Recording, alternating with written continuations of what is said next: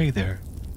Before we begin tonight's story, do like and subscribe if you genuinely enjoy relaxing historical tales whispered into the quiet of night, and tell me in the comments where you're watching from and what time it is there.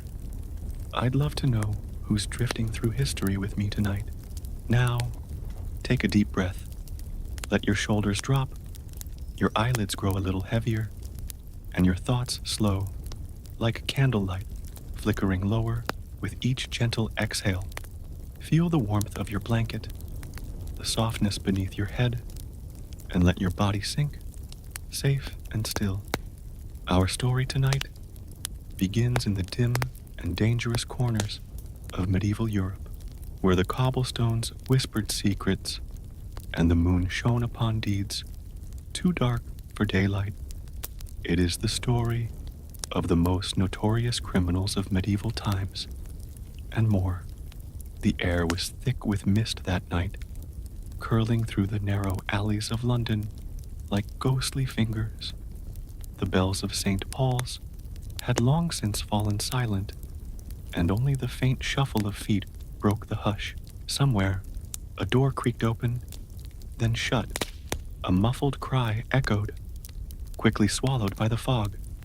In the age before law and mercy took root, there were men and women who lived between shadow and superstition.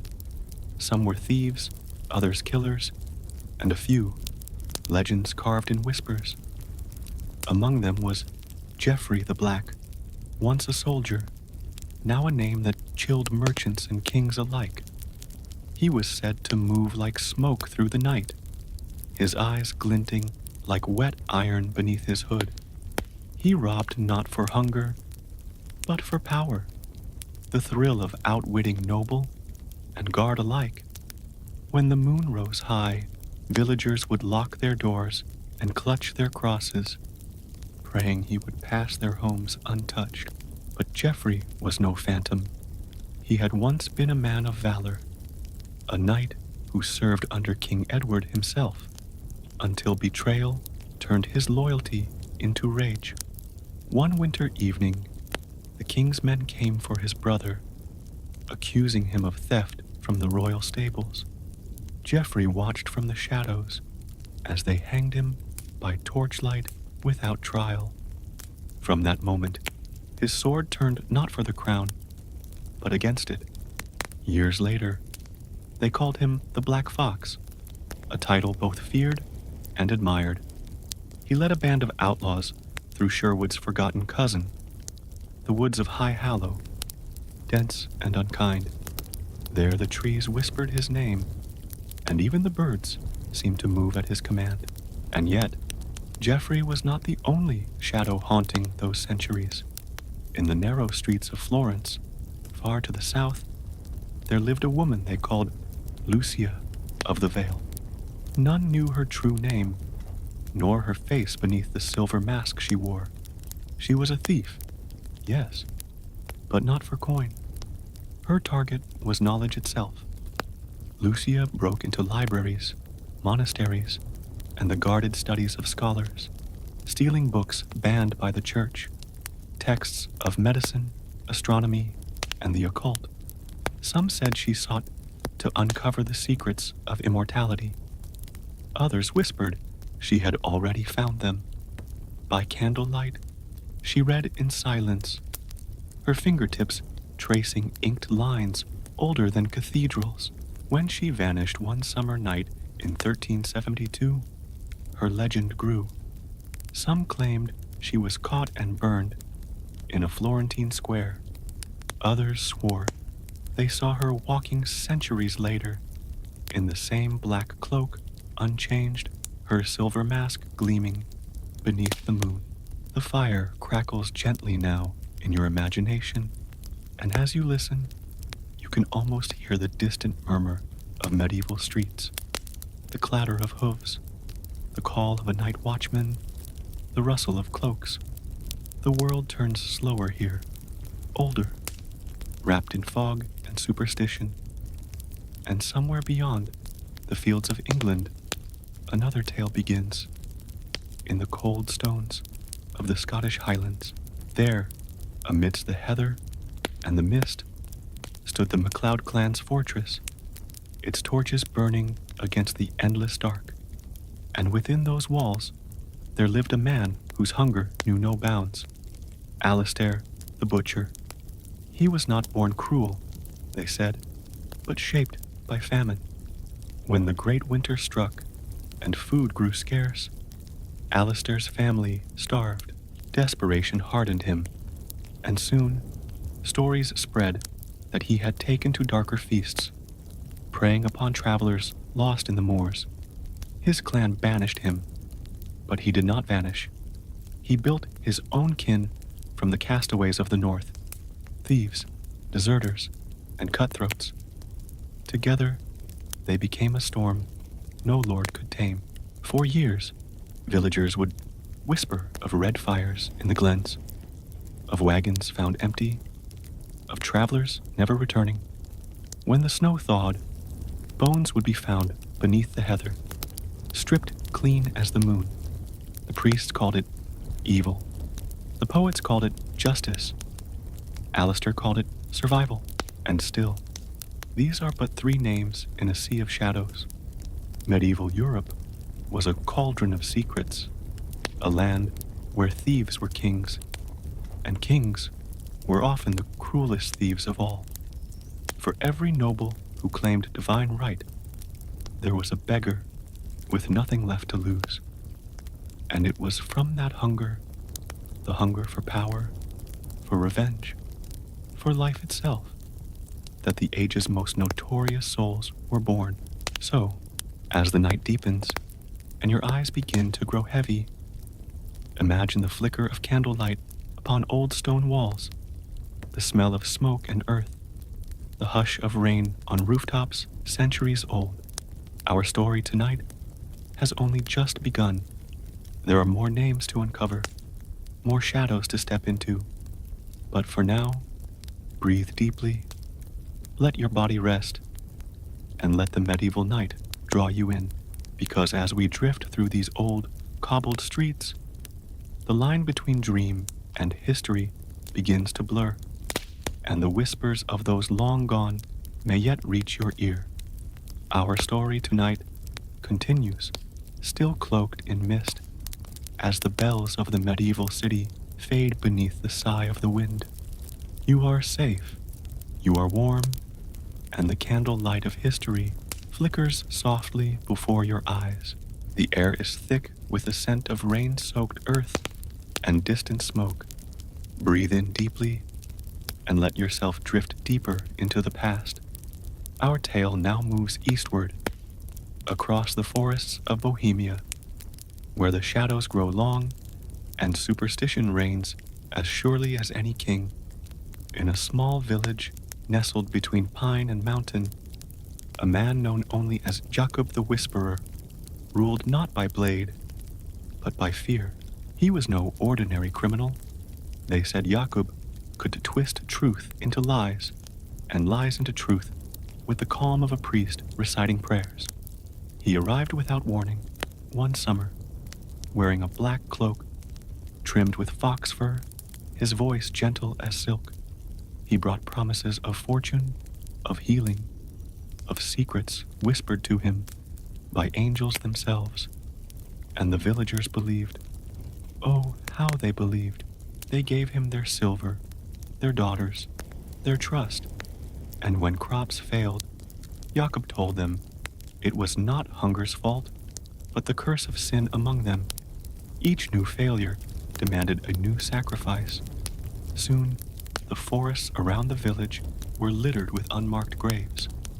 Yet no one spoke, for Jacob's voice was like honey, smooth, intoxicating, impossible to disobey.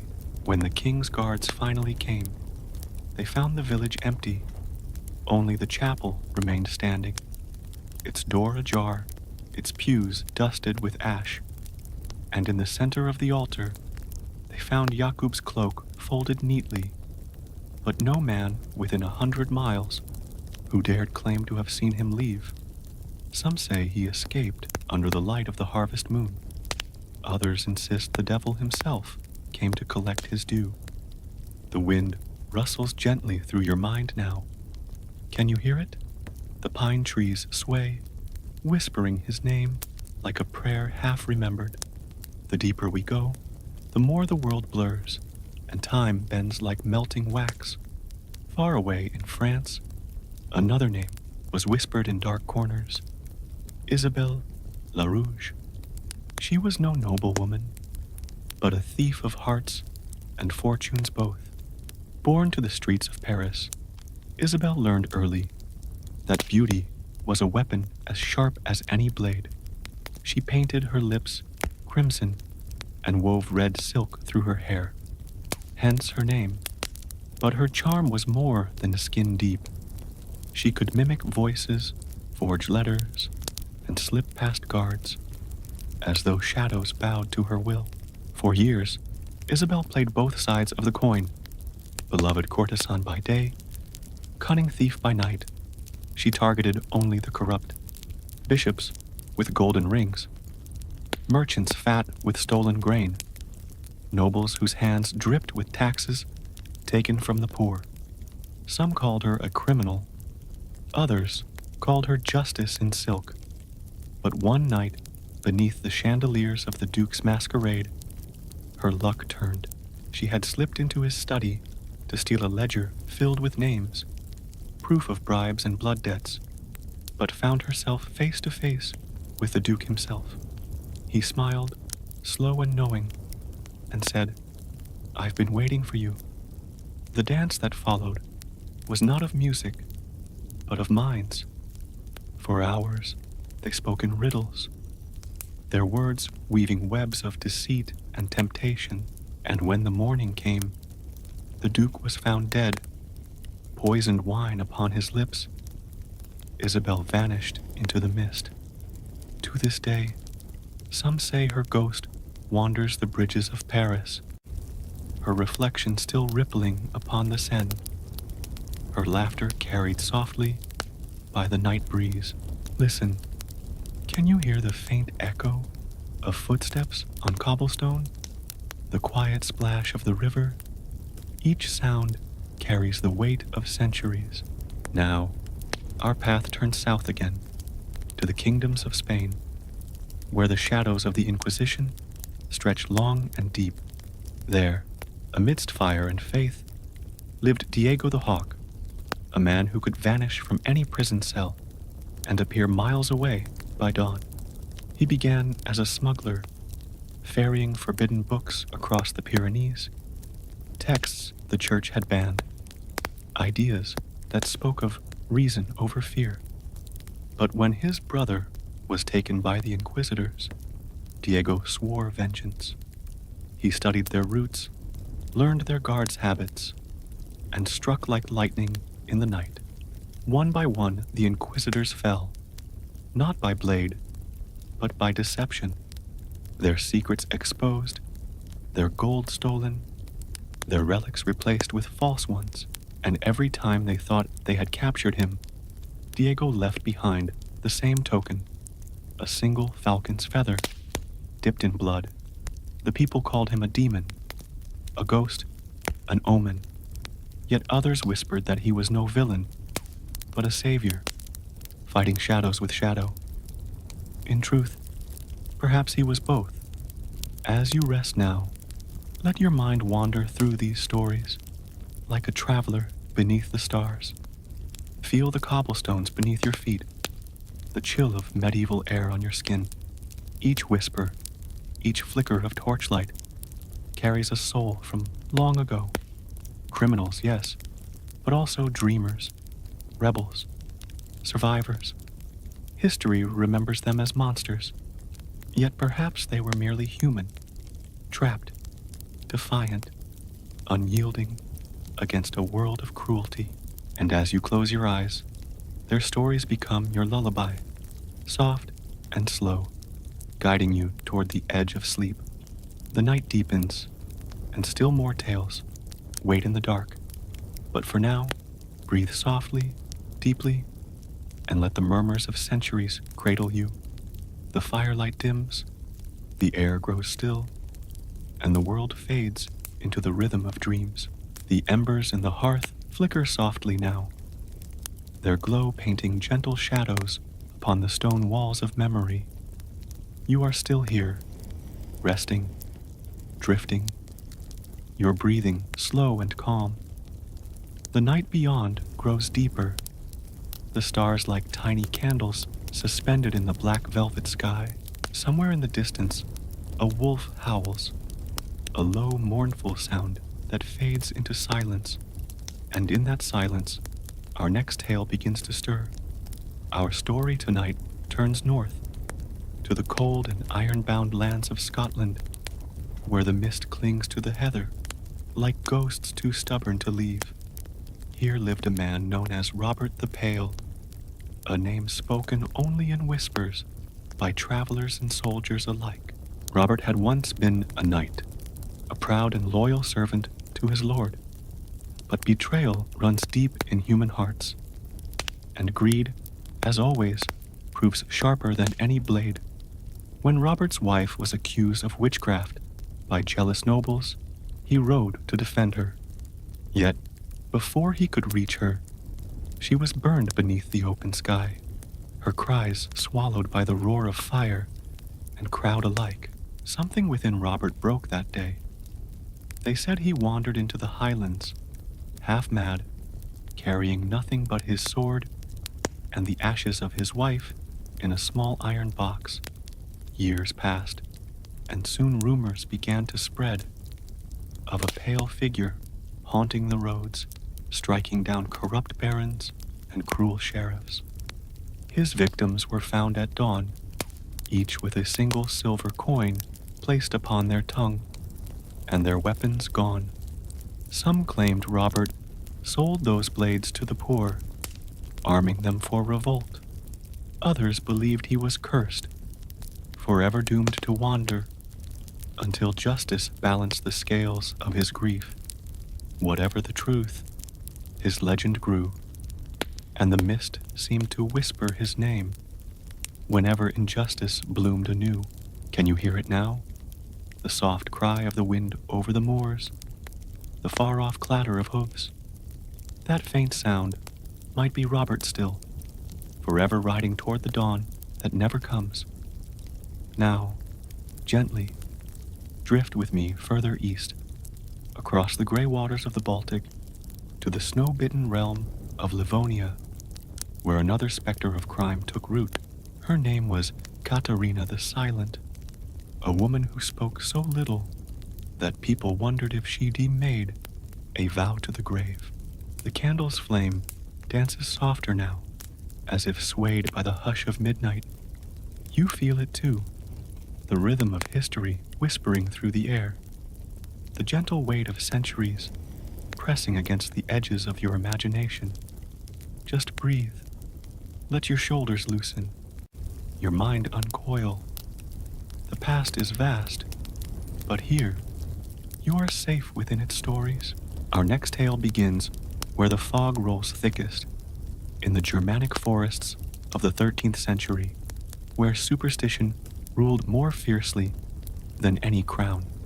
There, beneath towering pines and moonless skies, roamed a figure the peasants called the Wolfsbruder, the wolf's brother. His name before legend claimed it was Eric Vulcan, a soldier returned from the Crusades. He had seen horrors no scripture could cleanse, cities burning, children starving, saints turned into butchers. When he came home, he found his village razed by tax collectors, his family gone to ash and memory. Something inside him broke, and from that fracture, a monster was born. They said he prowled the woods, clad in furs, his teeth filed to points, his eyes gleaming with reflection of the moon. But what he truly hunted was not flesh, it was power. Every noble who raised unjust taxes, every priest who exploited the poor, found their throats cut before dawn.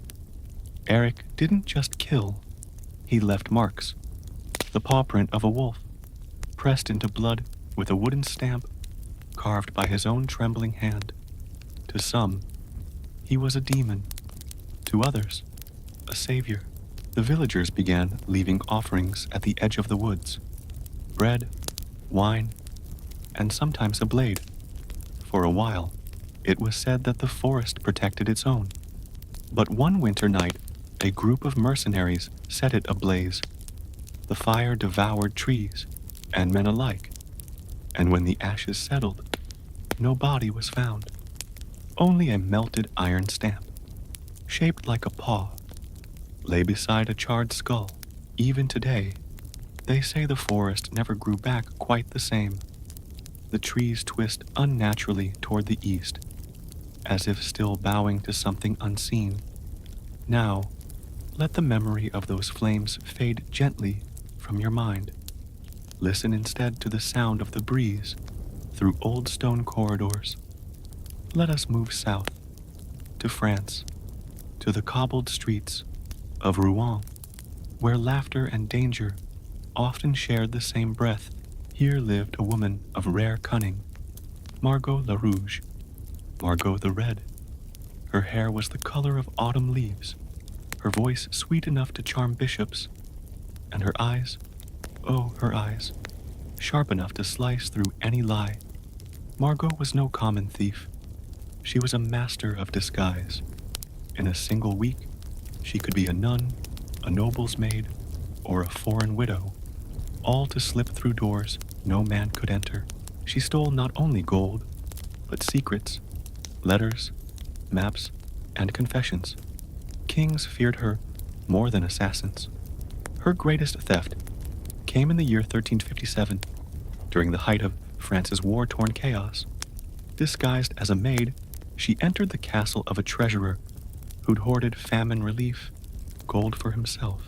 That night, she replaced every coin in his vault with painted stones and left behind a single rose dipped in wax. When the treasurer discovered the crime, he fled the city in disgrace, only to find his stolen gold distributed among the hungry villages he'd abandoned. Margot's fame grew, but so did the price on her head. She was finally caught when betrayed by a jealous lover, and yet, even in capture, she refused to bend. At her execution, when the priest asked her to confess, she smiled and said softly, "I confess that men never learn." The crowd wept as she died, and for weeks afterward, roses were found scattered across the city's alleys, each marked with a crimson M. Let your breath ease now, in and out. Slowly, you can almost smell the faint perfume of those roses, feel the cobblestones beneath your feet, and hear the distant laughter of Margot's ghost echoing through time. Now, our tale drifts to England, where among the smoke and chill of London, alleys, lived a man who turned vice into empire. His name was Thomas Inkand Greaves, for the stain of black ink that forever marked his right palm. Thomas began as a scribe for a bishop, copying sacred texts by candlelight, but he learned that the greatest power lay not in sword or sermon, but in paper. He began forging letters, royal decrees, property deeds, confessions, even pardons. With a few lines of elegant script, he could ruin a lord or free a criminal. The underworld worshipped him. The church despised him. And yet no one could prove he existed. For 10 years, the law hunted Inkand, but he was always a shadow ahead, until one morning, a sealed envelope arrived at the bishop's door. Inside was a confession written in familiar ink. "I have rewritten the world enough. Let God write the rest." Thomas's body was never found, but the bishop, archives record that every forged document in London mysteriously vanished that same week, as if ink itself had decided to repent. You exhale softly now, eyes growing heavy, the edges of the world blurring into warmth. These stories, these lives, these breaths of the forgotten, they swirl together like smoke, forming patterns that only the dreaming can truly see. The criminals of the medieval world were more than monsters. They were reflections of longing, rage, sorrow, and strange, feral justice. They lived at the edge of civilization, where law faltered and conscience burned bright. And as the night deepens, you begin to realize even the most wicked souls have their reasons. Even the most infamous once whispered to the stars, hoping to be forgiven. Let your body rest now, light and loose. The flicker of the past softens, turning golden. The wind hums gently. The fire crackles low and far, far away. Another tale waits, its voice faint but beckoning. It will come soon, like a ghost through the smoke, but not yet. For now, drift with the memory of wolves and roses, ink and silence. The medieval night still has more to tell. The night holds its breath again, as if listening with you. The wind outside softens into a hush, the kind that makes candles lean toward silence. You can feel the stillness, warm, close, safe. The air tastes of old secrets and stories, waiting to be told. Our journey tonight drifts onward, to the southern edges of Spain, to a time when kingdoms clashed beneath banners of gold and crescent moons. Here, under the crimson sunset of Al-Andalus, lived El Moro Blanco, the White Moor. His real name was lost, swallowed by centuries, but his legend grew from the whispers of both Christian and Muslim travelers alike. Some said he was born to a noble house of Cordoba, others that he was a runaway slave who learned to speak the language of the powerful better than they themselves. He became infamous not through violence, but deception. El Moro Blanco was a master impersonator, able to become anyone. A priest, a prince, a tax collector, a beggar. He could infiltrate any stronghold and steal what no army could, trust. Once, he walked straight into the fortress of Seville, disguised as a royal messenger, carrying forged orders sealed with the king's own mark. By the time anyone realized the truth, half the fortress's treasury had vanished into the hills. But it wasn't greed that guided him.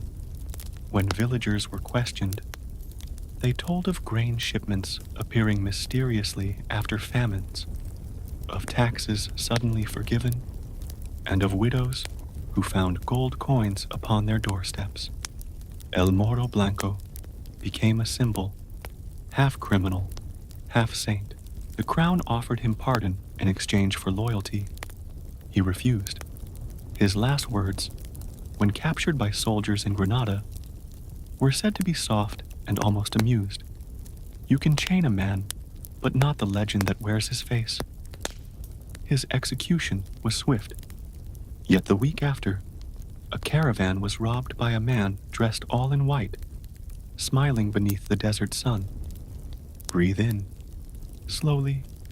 Picture the soft wind across those golden dunes. Let the sound of shifting sand soothe you.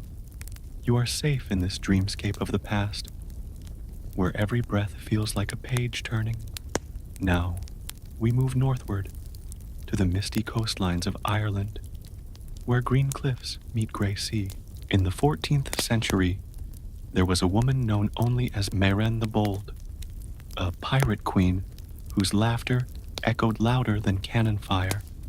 Mairen began as a fisherman's daughter. She learned the rhythm of the tide before she could read, and the language of storms long before she knew love. When her village was raided by mercenaries, she swore vengeance, not by sword, but by sail. Gathering a ragged crew of exiles, deserters, and dreamers, she took to the sea. Her ship, the Whispering Tide, was said to appear out of fog like a phantom, striking fast and silent. Mairen wore a cloak of sealskin, and locals whispered she was part spirit, part sea. She never killed unless forced, never took more than what her crew needed, and left ships adrift with their flags intact. To her enemies, she was a menace. To her people, a guardian angel of salt and steel. Her end came, as all legends do, with betrayal. A captured sailor traded her location for gold. The Crown's fleet ambushed her ship under moonlight. But when the smoke cleared, no body was found, only the cloak of sealskin floating gently on the waves. To this day, fishermen claim that in the calm before a storm, they hear her voice carried on the wind, whispering, "Keep your heading true."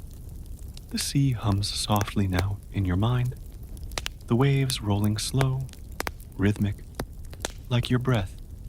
The ocean of memory carries you further east, toward Prague, a city of shadows, scholars, and schemes. In its narrow alleys lived Jakub the Whisperer, a man both feared and forgotten. He was not a thief of gold or relics, but of words. Jakub had an uncanny talent for listening. He could overhear secrets from 100 paces, mimic voices so perfectly that even lovers were deceived. He made his fortune selling secrets, church confessions, court bribes, royal treacheries. No gate was too guarded, no oath too sacred.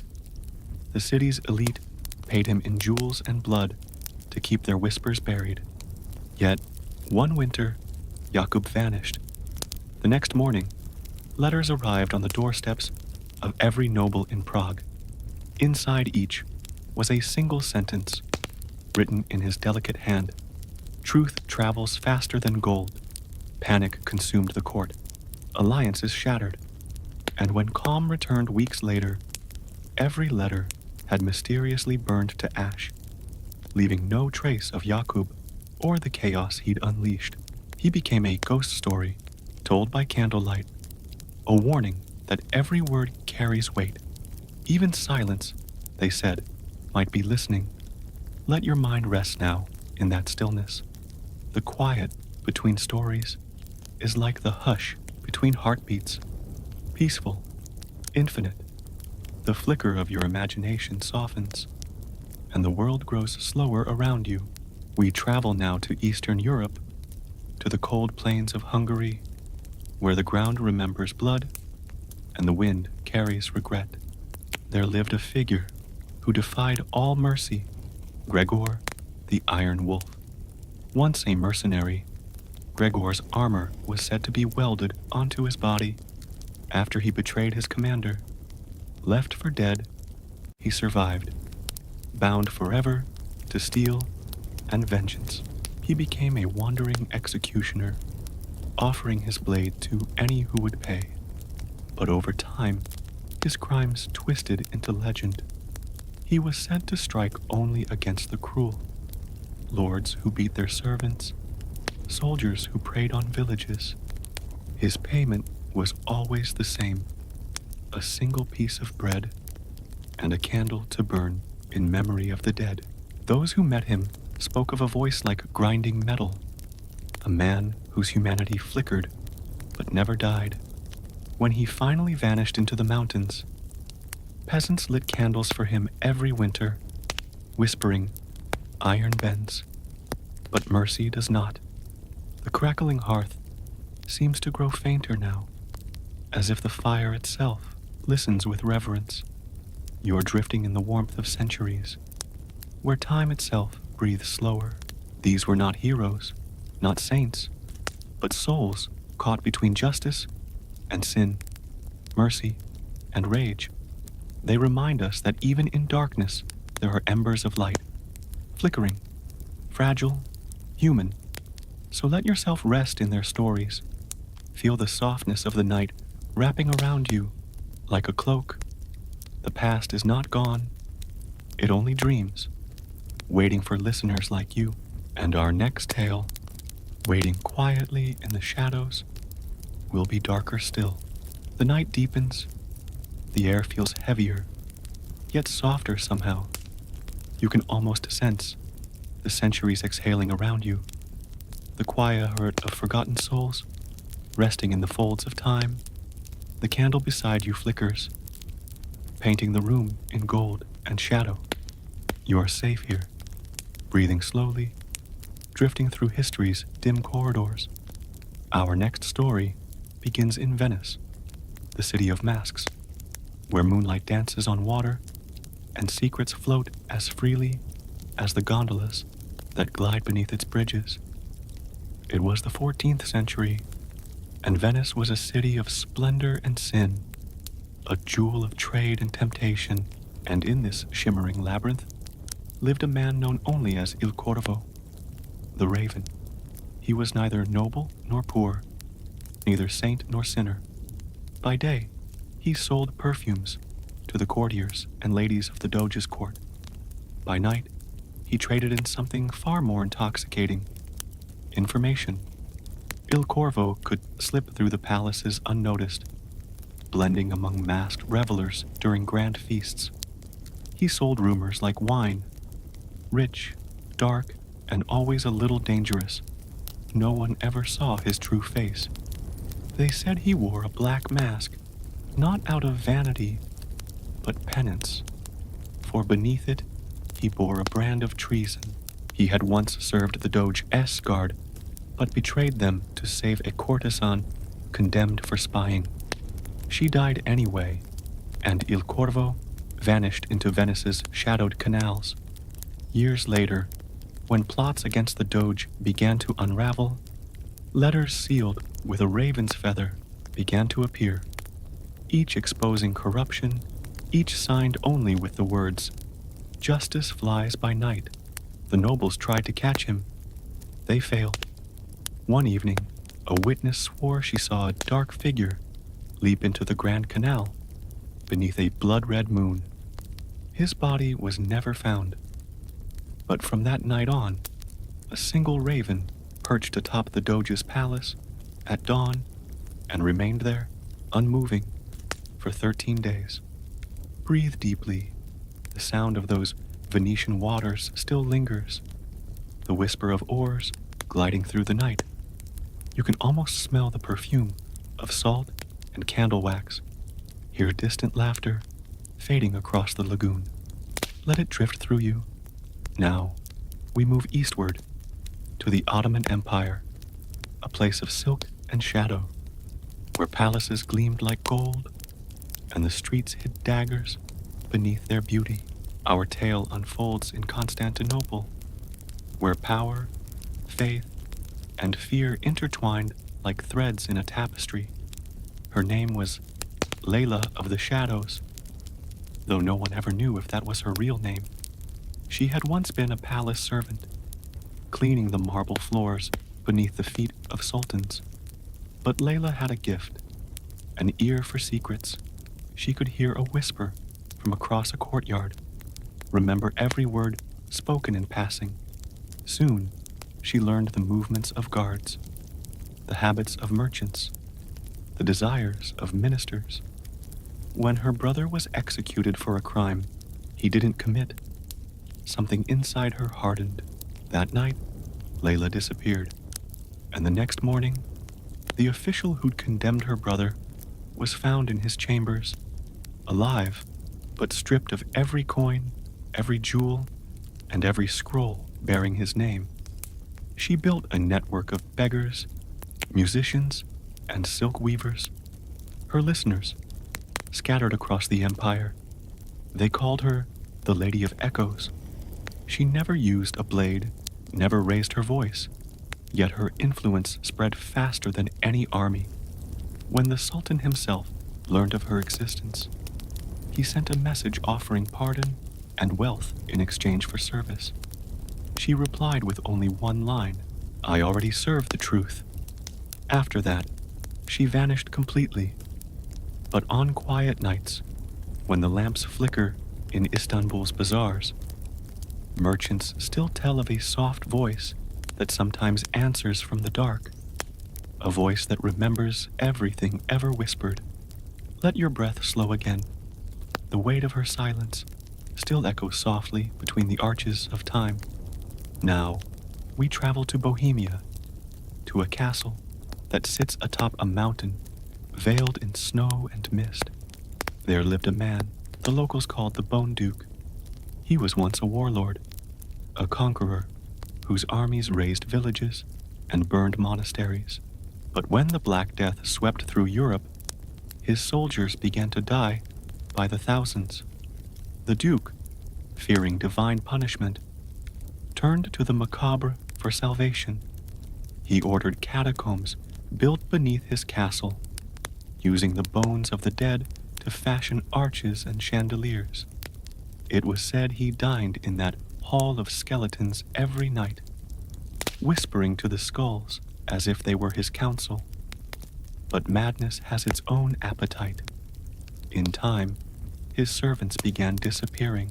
When the castle was finally stormed decades later, the Duke's throne was found empty, save for a skeleton draped in his armor, seated upright as though still ruling the dead, and engraved upon the marble beside it were the words, "I kept what was left." Even now, when the snow falls thickest over the ruins, locals say the bones rattle softly, as if applauding some unseen host. The fire beside you crackles faintly, bringing you back to warmth, to the comfort of the present. Yet these stories feel alive still, woven into the soft hum of your breath, the slow rhythm of your heart. From the canals of Venice to the palaces of Constantinople, from forests to catacombs, humanity's shadow lingers in every era. But there's something beautiful in that darkness too, a kind of yearning, a spark of defiance, a pulse of life that refuses to die. You breathe out gently, your eyelids heavier now. Each inhale brings calm. Each exhale melts away the edges of the world. There's one more whisper, faint as the sigh of a candle flame. The night remembers everything we forget, and as you listen to that last soft echo, the darkness folds itself around you like velvet, comforting, infinite, ancient. Sleep comes slowly, like mist curling across still water, and the past, once again, begins to dream. The room feels hushed now, like the world itself is listening. The flicker of firelight dances lazily across invisible walls of memory. You can hear your own breath, steady, quiet, safe. Every sound seems slower, every moment stretched thin like silk between centuries. Our next story unfurls under the pale moon of Transylvania, where myths and men walk side by side. Before the tales of vampires and bats, there was Arpad the Silent, a man whose crimes were so strange that time itself could not quite forget them. Arpad was a tax collector in the 15th century, employed by a noble family feared for their cruelty. He went from village to village, taking what little people had, his silence more terrifying than any threat. No one ever saw him raise his voice, yet every debt was paid. But one winter, Arpad's own family fell ill. His lord refused him aid. His wife and children died within a week, buried beneath snow so deep it swallowed the graves whole. The following spring, the noble's castle burned to the ground. Every servant, every soldier, found dead in their beds. Only Arpad survived, or so they said. After that night, travelers began to vanish along the forest roads. Their wagons were found neatly arranged beside campfires, their purses untouched, but their tongues were gone. The villagers whispered that Arpad had made a pact, silence for silence. The legend grew until even thieves avoided those woods. And when winter came again, they said you could see him standing by the roadside, tall, thin, his cloak unmoving, even in the wind. If you spoke, he would only lift a finger to his lips, and your voice would never return. So hush, stay silent for a moment, Just breathe. Listen to the stillness that hums between us. Can you feel it? That faint tremor of fear, like a ripple in water long after the stone has sunk? Good. Let it fade gently away. Now we move westward, toward the Netherlands, where canals glisten like black mirrors beneath cloudy skies. There lived a man called Dirk van Meijerde, known to the people as the clockmaker of lies. Dirk's hands were steady, his eyes sharp. He built clocks for nobles, mechanisms of brass and glass so intricate they seemed almost alive. But his real talent wasn't in gears. It was in time itself. For every clock he made, he kept a secret copy hidden in his workshop. And with each one, he embedded a tiny piece of parchment bearing a confession, a list of crimes whispered by the rich who had commissioned him. Bribes, murders, betrayals, each one ticking quietly within the walls of their homes. Years passed. Then, one night, every clock he'd ever sold struck midnight. At once, the chimes echoed across the city like thunder, and when they stopped, letters began arriving at every doorstep, exposing the truth of every noble's sin. Dirk vanished before dawn. Some say he drowned himself in the canal. Others say he turned his own body into a clock, his heartbeat now a pendulum that never stops. Even now, in old Dutch houses, there are clocks that no one dares to wind. They say if you listen closely, between each tick, you can hear a whisper. Time keeps its secrets well. Take another breath. Let it move softly through you. Feel your body relax deeper into the quiet. Every story leaves behind a shadow, and every shadow has its beauty. Let's drift south once more, to Portugal, where cliffs fall into the sea, and the waves crash like drums against stone. In the port city of Lisbon lived Estevão the Kind, a name that hid cruelty behind grace. He was a merchant of mercy, they said. He sold prisoners their freedom. He bribed guards to release the poor. His generosity was legend, but so was his greed. For every man he freed, 2 were taken in secret to his ships and sold to distant lands. He lived in a mansion of white marble and laughter, hosting banquets for nobles and priests. None suspected the dungeons beneath his floors, where chains rusted against salt air and silence. But fortune does not favor false saints forever. One night, a storm tore through Lisbon, flooding the harbor. Estevão's ships sank one by one. When the waters receded, his mansion stood half ruined, and inside, in his banquet hall, sat Estevão himself, dead at the table. His lips were smiling, but his eyes were gone. The servants swore they saw water dripping from his hair, even though the ceilings were dry. And from that day on, the tides near his mansion turned red each spring, as if the seas still remembered what he owed. The waves quiet now in your imagination. Their sound fades into the gentle crackle of firelight. The stories shift again, carrying us eastward to the cold plains of Poland, where war and winter walked hand in hand. There was once a nun named Sister Isolde, who became both healer and executioner. During the wars that ravaged her land, she tended to the wounded, soldiers, peasants, even enemies. Her kindness earned her praise from generals and kings. But behind the convent walls, Isolde kept another record, a ledger of those who profited from the suffering, merchants who sold spoiled grain, priests who pocketed alms. When peace returned, those names began to disappear, one by one. The soldiers she had healed returned to repay her debts in blood. They called her the Angel of Quiet Death. She was finally captured. Yet when they opened her cell, they found it empty, only her habit folded neatly on the floor, and the ledger resting atop it. No one dared open it. It was buried deep beneath the convent, sealed with wax and prayer. Centuries later, during renovations, the workers uncovered it, still untouched. When they tried to lift it, it crumbled to ash in their hands. They say mercy burned itself away. The candle beside you is small now, its wax soft and pooling. Its flame sways like a heartbeat, steady, tender. You are still drifting, listening, remembering. These criminals, these shadows of the medieval world, were more than their crimes.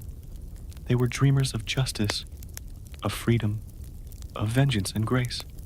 Their sins were painted not only in blood, but in longing. And though their names are buried in dust, their echoes remain. You breathe slowly, in and out, the rhythm of centuries, pulsing quietly in your chest. Perhaps the night itself is a confessional. Perhaps the past is not gone, but only waiting, watching from the dark, whispering stories to those willing to listen. And you tonight are one of them. The night feels older now, doesn't it? The world beyond your window has softened into a hush, as though even the stars are listening. Let yourself breathe a little deeper, slower, every exhale a gentle surrender to the rhythm of the story. The firelight in your imagination flickers faintly on ancient walls, lighting the faces of ghosts long forgotten. Our journey tonight continues, and it carries us north, across icy seas to the misty fjords of Norway, where the wind sings through mountains, and the nights stretch long and silent. Here, the villagers still whisper the name Kjell the Red, a fisherman whose kindness was matched only by his hunger for revenge. They said he once saved an entire crew from drowning during a storm, pulling them to shore one by one with bleeding hands. But that same year, his village fell to raiders, his wife taken, his home burned. Something inside him broke. He vanished into the sea caves for months, and when he returned, he wore the skins of wolves and carried a harpoon made of bone. He hunted the raiders not as a man, but as a myth. When their ships passed through narrow waters, a horn would echo from the cliffs, and soon their boats would drift ashore empty, blood staining the oars. The villagers never found bodies, only symbols carved into the rocks, spirals, circles, and a single red hand. One winter, the raids stopped altogether. Kjell was never seen again, but fishermen say that when storms rise suddenly from calm waters, you can still see him standing on the waves, harpoon in hand, his beard heavy with sea foam, eyes burning like coals. Let that image drift away, like a tide, pulling back. You're safe here. The air is calm. Every sound in your room feels distant, slower, softer. Our next shadow walks the cobblestones of Florence, Italy, during the bloom of the Renaissance, when art and death often brushed shoulders. There lived a sculptor known as Luciano di Corte, whose hands could shape marble so lifelike that even angels seemed jealous. He was admired, adored, and feared, but Luciano's fame carried a strange rumor that he didn't just carve faces from imagination. He sculpted his enemies, trapping their expressions forever in stone. When a rival merchant refused him payment, that merchant's likeness appeared days later on a new statue in the square, eyes wide with terror, mouth frozen mid-scream. More statues followed, a jealous patron, a critical priest, even his former lover, all perfectly immortalized in the same silent anguish. People whispered that Luciano's chisel was cursed, that he whispered a secret word into the marble before striking the final blow. When he died, his studio was sealed, his works hidden, Yet one statue remains, an unfinished angel with a tear carved down its cheek. And when night falls over Florence, some say you can hear faint tapping from within the stone walls of his workshop, as though someone or something still carves. Your heartbeat slows, one beat, then another. Time stretches thin, and the story sways gently like candlelight over velvet. Now we drift toward Bohemia, where forests whisper secrets and the fog never lifts completely. Here lived a woman named Helena of the Mirror House, a noble by birth, but darker by nature. She collected reflections, quite literally. Helena believed that a person's reflection held a piece of their soul. Her manor was filled with mirrors of all shapes and sizes, their frames gilded and heavy. Servants said that when guests stood before them, their reflections blinked a second too late, or turned their heads when the real person didn't. One evening, a visiting bishop vanished from her estate. His carriage was found empty by the gates. But in Helena's hall, one mirror had changed. The bishop's face appeared within it, eyes pleading silently from the glass. Frightened, her servants fled. Days later, villagers found the mansion, burned to its foundation. No body was ever discovered, but shards of mirror glittered in the ashes. And if you held one up to your face, it reflected a stranger's eyes. Helena's legend lingers like perfume on old velvet, sweet, unsettling, impossible to forget. You exhale slowly, the air feels thick, warm. You can almost hear the echo of your own heartbeat mingling with the hum of ancient stories. Let it lull you, like waves against distant shores. Far to the south, in Spain, during the time of kings and inquisitors, there lived a man called Mateo del Sol, the thief of fire. He was a poet, a heretic, and a wanderer. By day he sang for bread. By night he broke into cathedrals to steal candle flames. Not the candles themselves, just the flame. He carried a glass lantern filled with nothing but living light. Each glow said to be a prayer trapped in motion. And wherever he went, misfortune followed. Churches burned down, nobles' portraits blackened with soot overnight. Yet Mateo always smiled, always whispered to the flames as if they spoke back. When the Inquisition caught him, they demanded to know what he'd done with all those stolen fires. He simply said, "I freed them." They burned him at dawn, but as the pyre rose high, the flames turned pale gold and danced like a choir. When the ashes cooled, no bones remained, only a single candle still lit. That candle now rests in a monastery vault. No matter how many times they try to extinguish it, the wick keeps burning. You breathe in again, a soft sigh through the silence. Every story feels like a whisper in a dream you half remember. The world of the past curls around you like smoke, fading into soft rhythm.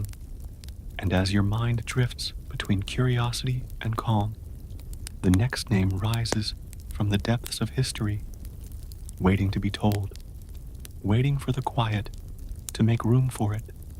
But for now, just rest here in the hush. Let the crackle of your inner hearth lull you deeper into stillness. You've traveled far through centuries tonight, across lands and myths and forgotten crimes. The shadows have many names, and we'll meet more of them soon. Each one carrying a secret, each one a little closer to the truth of what darkness truly meant in the old world. The air grows quieter still, your breathing smooth and steady, the world outside your room fading into velvet. You can almost feel the weight of centuries pressing gently against your skin, cool and calm, like the breath of ancient stories waiting to be told again. Our next tale opens in the kingdom of France, under a moon veiled by clouds, where carriages rolled through muddy streets and perfume masked the scent of decay. The city was alive with laughter, yet behind its grand facades lay secrets darker than ink. There was once a noblewoman called Geneviève de Sable, whose beauty was spoken of like a spell. She wore pearls the color of snow and silks that shimmered like dew. But her charm was only the mask of something far more dangerous. Geneviève was the mistress of poisons, a collector of rare herbs, powders, and tinctures that could kill without leaving a trace. She began humbly, creating remedies for noble ladies who wished to rid themselves of troublesome husbands. But over time, she built an empire of death beneath the marble salons of Paris. Each vial she sold was sealed with a single golden thread, her signature. Her clients trusted her. None betrayed her. Until one evening, a king's advisor collapsed at a banquet, his wineglass still full. When the palace guards raided her home, they found no trace of her, only her reflection in a tall mirror, smiling faintly as if amused. That mirror now hangs in the Louvre's archives, covered with a black cloth. The curators say the glass fogs up sometimes, as though someone on the other side is still breathing. Let that image rest softly in your mind, a flicker of candlelight reflected in darkness, gliding gently out of focus. Now, let us wander southward, through forests and fog, to the mountains of Austria, where a monastery once stood alone on a cliff, its bells tolling through the mist. Within its walls lived a monk known as Brother Adelmar, whose devotion was as fierce as his silence. He was said to have taken a vow never to speak until God himself broke the silence first. But within the monastery, strange things began to happen. Pages turned on their own in sacred books. Paintings of saints wept thin lines of ink. And sometimes, the monks awoke to find words carved into the wooden walls. Messages written by no human hand. One phrase appeared again and again. The silence listens. The abbot, fearing blasphemy, accused Brother Adelmar of witchcraft. The monk never defended himself. They locked him in a cell for 40 nights, and on the final day, when they opened the door, the cell was empty. Only the carvings remained, spiraling up the stone. Now you will listen too. The monastery fell into ruin soon after, abandoned to snow and shadow. Travelers who rest there now claim to hear soft chanting echoing through the halls. Low, endless, wordless. Breathe in slowly now and imagine the sound of wind moving through mountain passes, like a hymn without language, eternal and gentle. Our story drifts east again, to the kingdom of Hungary, where fields of wheat shimmer like gold beneath wide blue skies. There lived a count named Tibor Varnai, who ruled his lands with kindness, until the day his son vanished. For months the count searched every village, every river, every forest, but no trace was found. In grief, he turned his castle into a sanctuary for the lost, orphans, travelers, beggars.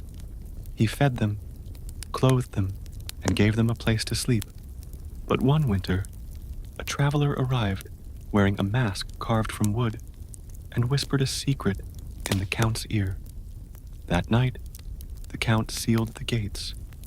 No one ever left the castle again.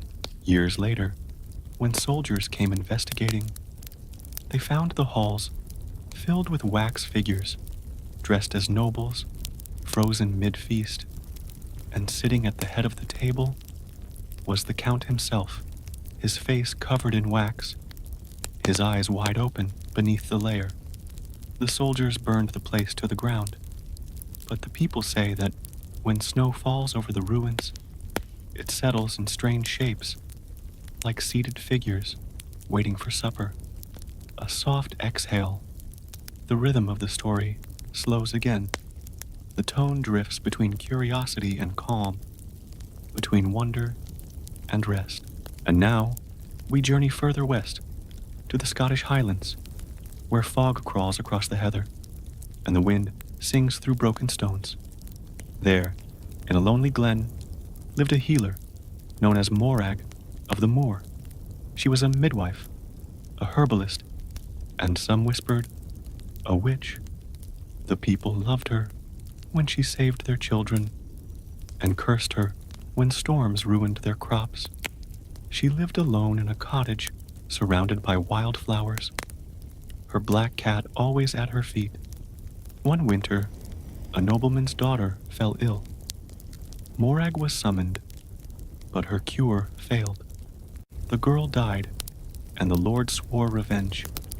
They dragged Morag into the village square, accused her of consorting with the devil, and set her home ablaze. But when the fire reached the roof, the wind shifted, and the flames blew backward, swallowing the Lord's manor instead. The villagers fled in terror. By dawn, both buildings were ash, but in the smoldering remains of Morag's cottage, a single rose bloomed through the soot, glowing faintly blue. To this day, shepherds say that if you find that flower, it will bloom again only when justice is near. Let that settle over you like mist rolling down a quiet hillside. You can almost smell peat and rain in the air. The firelight of the story burns low and calm, and somewhere in that silence, a truth hums beneath it all, that every age, every soul, no matter how dark or bright, carries its own rhythm of survival. You exhale again. The line between dream and history blurs. The candle flickers low, and you find yourself standing at the edge of another tale, waiting for the past to whisper once more. The night stretches long and deep, like velvet drawn across the world. The whisper of wind outside your mind feels slower now, the rhythm of your heart sinking to the pulse of each story. You are safe, cocooned in the comfort of these voices from centuries past.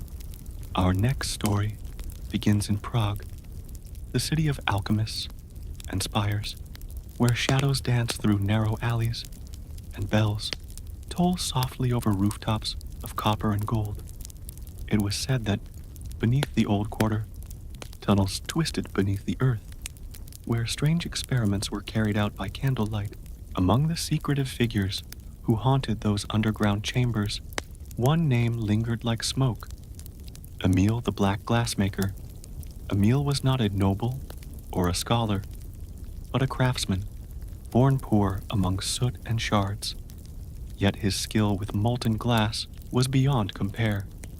His creations shimmered with colors unseen by the natural eye, reds that pulsed like living blood, blues that seemed to whisper when touched by moonlight.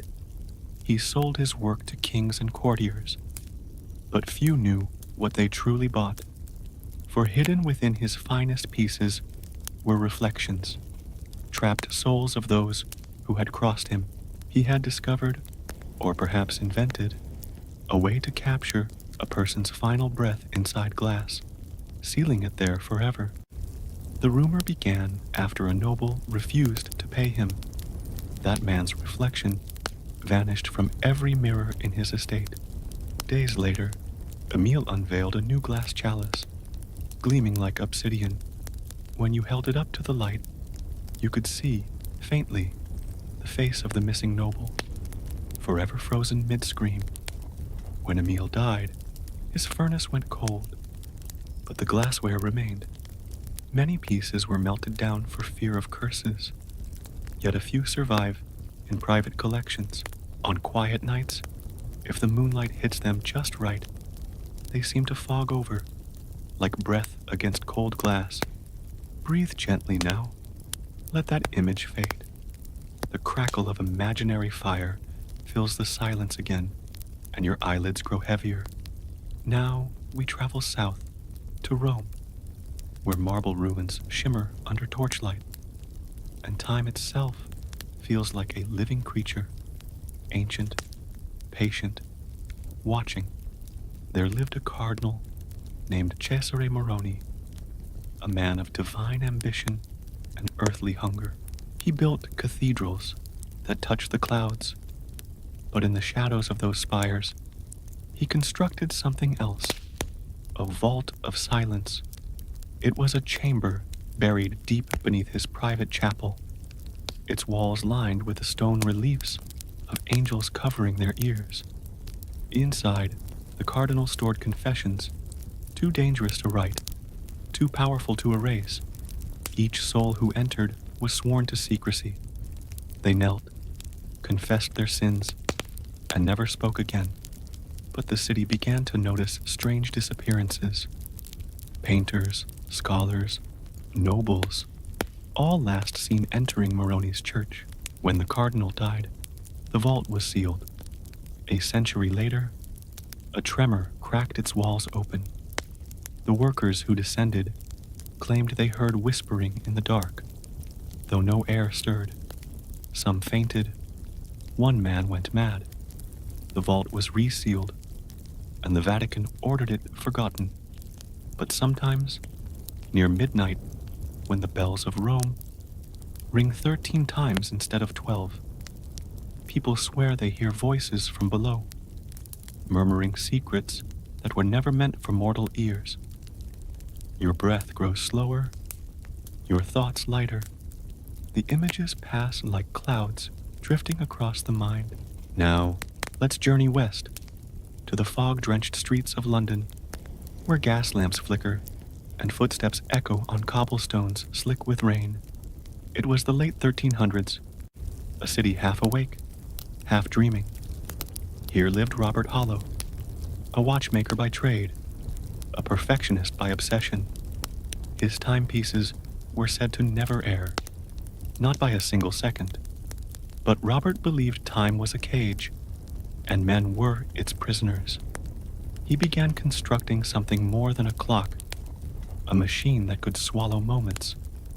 Witnesses spoke of a contraption the size of a room, its gears carved from bone, its pendulum swinging with no sound. At midnight each night, the device would hum softly, and one person in the city would vanish, gone as if erased from history. No memory, no record, no trace. When his apprentice confronted him, Robert simply smiled and said, "Perfection requires subtraction." The apprentice fled, spreading tales of horror. When the city guard stormed Robert's shop, it stood empty. Every clock stopped at the same second, 12:01. And from that day onward, once a year, on that very minute, Big Ben's chime falters, only for a moment, only once. Some say it's just coincidence. Others say the gears beneath London still turn, hidden from sight, devouring seconds one by one. Let your breath slow again, like the pendulum swinging gently between wakefulness and dream. You can almost hear the faint ticking of distant clocks fading into silence. Our next figure rises from the dust of Egypt during the Mamluk dynasty. Her name was Nadia al-Qamar, known as the moon's shadow. She was not a thief by birth, but by necessity. Orphaned as a child, she learned to move unseen through the winding alleys of Cairo, stealing to survive. But as she grew, her skill became art, fluid, graceful, invisible. She could lift coins from a merchant's belt without disturbing the air itself. Soon, her fame spread. Nobles hired her to retrieve stolen treasures, and rulers paid her to steal back secrets. But Nadia had her own purpose. She was searching for something, a talisman said to grant the holder memory of every soul they ever loved. For years, she followed whispers through deserts and palaces until one night she found it buried beneath a ruined minaret, a mirror of silver glass no bigger than a palm. She looked into it and for the first time smiled. At dawn, she was gone. The mirror was found centuries later in a collector's vault, still faintly warm to the touch. And if you hold it under moonlight, they say a shadow crosses its surface, quick and graceful as a dancer's hand. Now, exhale. Feel the story settle softly around you, like dust upon an ancient tapestry. Every tale, every name, each fragment of the past hums together in your mind, echoes from the forgotten corners of history. You've walked through centuries tonight, through darkness and light, through the murmur of souls who lived, loved, sinned, and vanished. And still, the night is not done whispering. The night continues to cradle you, soft and steady. The warmth of invisible fire glows faintly behind your eyes. You can almost feel the stories breathing, alive in the quiet between heartbeats. Now, our journey takes us to the Germanic lands of the 15th century, when forests were thick with mist and legends grew like ivy over stone. Among the villages near the Rhine lived a man named Johann Keller, known by the fearful name Der Lächelnde Metzger, the smiling butcher. He was not a noble nor a brigand, but a craftsman of meat and bone. His skill made him rich. His laughter made him feared. They said Johann never aged. His hair remained dark, his face smooth, and his eyes carried a spark that never dimmed. Children whispered that he made deals with something that lived beneath his cellar floor. At night, people claimed to hear him, talking softly through the floorboards, his tone kind, his pauses long, as if listening to someone far below. One winter, a child went missing. The villagers broke into Johann's shop. They found the tables spotless, the knives gleaming, the air thick with the scent of iron and salt. Johann was gone. In the cellar, a single handprint marked the wall, large, blackened, and burnt into the stone itself. When the snow melts in spring, the river sometimes runs red for a day. The old ones say it's Johann, returning to wash his knives. Breathe slowly. The fear is only a story now, fading softly into the hush of sleep. The danger remains distant, dissolved into centuries gone by. Our next tale drifts west, into the lowlands of Flanders, where rain fell endlessly and the world seemed painted in shades of gray. In the town of Bruges lived a widow named Martha van Doorn, keeper of the House of Locks. She was a locksmith by inheritance. Her late husband, once the royal smith, but unlike him, Martha had a fascination not with keys, but with the silence that followed once a door was locked. Over the years, she began crafting locks that no key could open, intricate mechanisms of brass and silver, engraved with tiny faces that seemed to weep or smile. She sold them to nobles, merchants, even churches, but strange things began to happen. One merchant who purchased her lock was found trapped inside his own home, unable to open any door. Another, a priest, vanished entirely, his chapel sealed from within. When they broke it open, the altar was gone. They came for Martha, but her house was empty, every door sealed, every window barred, and in the center of her workshop sat a chest with a lock still ticking softly, as if breathing. When a curious constable turned it, the sound stopped, and every lock in the city opened at once.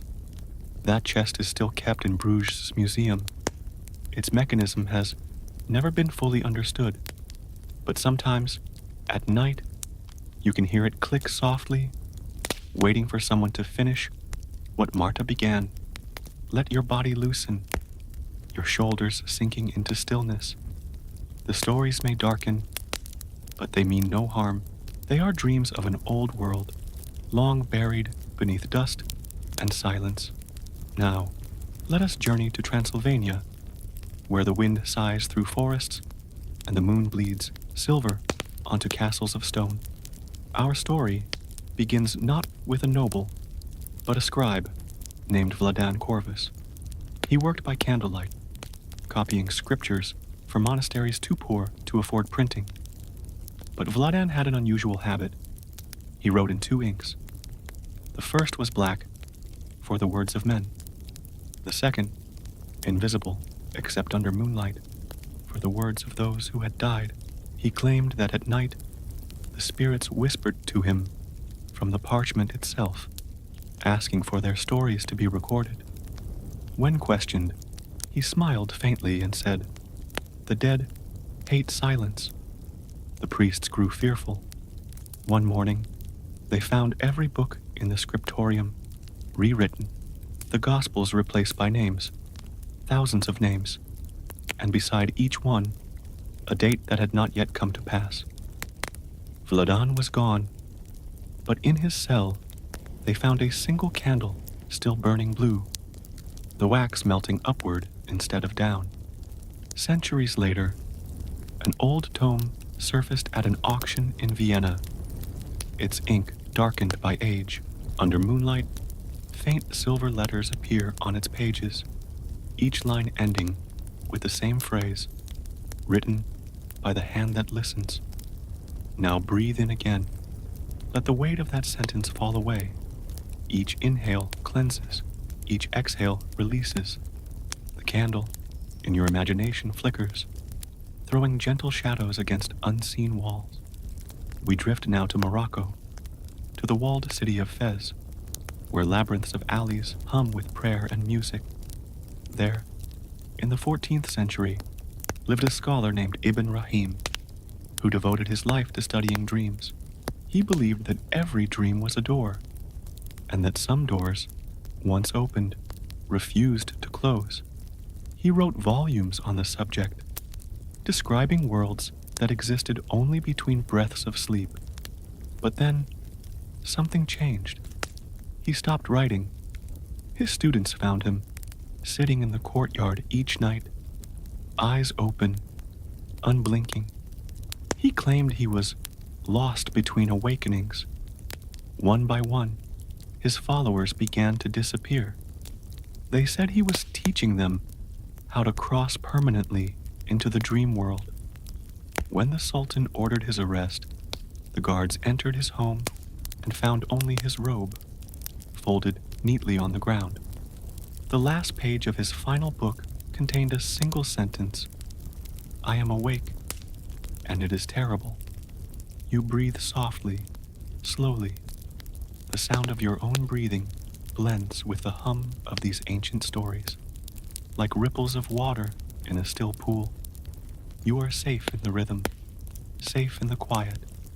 And as the world of history grows fainter and the edge of dreaming comes near, the voices of the past murmur one last truth, that even the most notorious among them were humans still, afraid, yearning, alive for a flicker in eternity.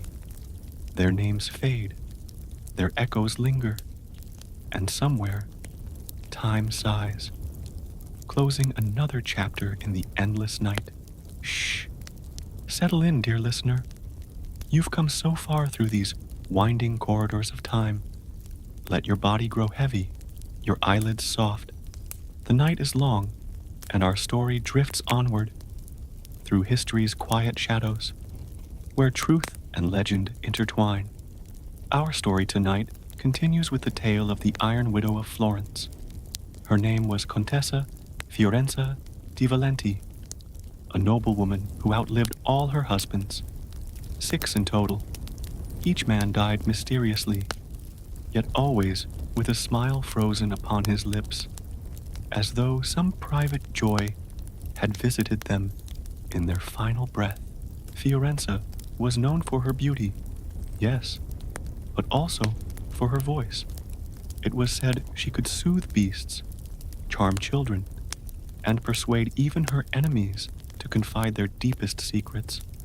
At her evening salons, poets and philosophers gathered beneath frescoed ceilings, drinking her sweet red wine until words blurred into laughter.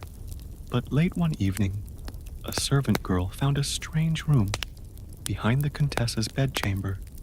Inside stood a single iron chair, gilded and carved with roses. In its center, a needle, so fine it could pierce the skin without drawing a drop of blood. No one ever saw Fiorenza again after that night. Some whispered that the chair was a gift from her last husband. Others, that she made it herself. Centuries later, the mansion was restored and opened to the public. But visitors claim that if you enter the chamber at dusk, you can still hear faint music and a woman's laughter echoing from behind the walls. The Iron Widow, still charming the air itself. Your breath deepens again. Let the story melt into your thoughts. Imagine the slow, glowing embers of a Florentine hearth, their warmth brushing against your cheeks as you drift further into calm. Now, we travel north to England, to the fog-cloaked alleys of London. The year, 1352. The city was still recovering from the plague, and fear lingered in every breath. Among the crowded streets walked a man called Thomas the candlemaker, a quiet craftsman with pale blue eyes and an unsettling calm. Thomas sold candles unlike any others. They burned longer, brighter, and filled rooms with the scent of honey and myrrh. But soon, strange rumors began to spread. Families who burned his candles claimed to hear whispers in the flame, voices of lost loved ones calling from the flicker. Then, one winter's night, the parish priest visited Thomas's workshop. Inside, he found rows upon rows of candles, and within each wick, a lock of human hair. Thomas was never arrested. He vanished before dawn. But every so often, when a candle burns too low in an old London home, it's said a soft voice murmurs from the smoke, "Remember me, breathe slowly now." The streets fade away. Only the glow of those strange candles remains, their light weaving dreams into the night. Our next path takes us across the Mediterranean to Alexandria, the jewel of ancient learning. There, in the year 1278, lived a scholar named Hassan al-Murad, known as the Keeper of Names. He believed every human had not one, but three names, one given at birth, one discovered in life, and one that belonged to the soul alone. Hassan's obsession was finding that final name, the one no living person could utter without losing their voice forever. He filled thousands of scrolls with symbols, equations, and chants. But when the Sultan demanded he prove his theory, Hassan invited him into the great library and began to recite. Witnesses said the air shimmered, the torches dimmed, and the walls began to hum. Then, Hassan spoke one final syllable, a sound no one had ever heard before, yet all recognized instantly. The Sultan fell to his knees, weeping. Hassan smiled and disappeared. His voice was never heard again, and yet, if you visit the ruins of the old library today, you might hear a faint echo among the marble, a name whispered by the wind that carries no beginning and no end. Now breathe. Feel the hum of the world beneath your skin. The whispers fade into the tide of silence that carries you deeper, deeper still. Our story wanders now to Hungary, through frost-bitten fields and silent chapels.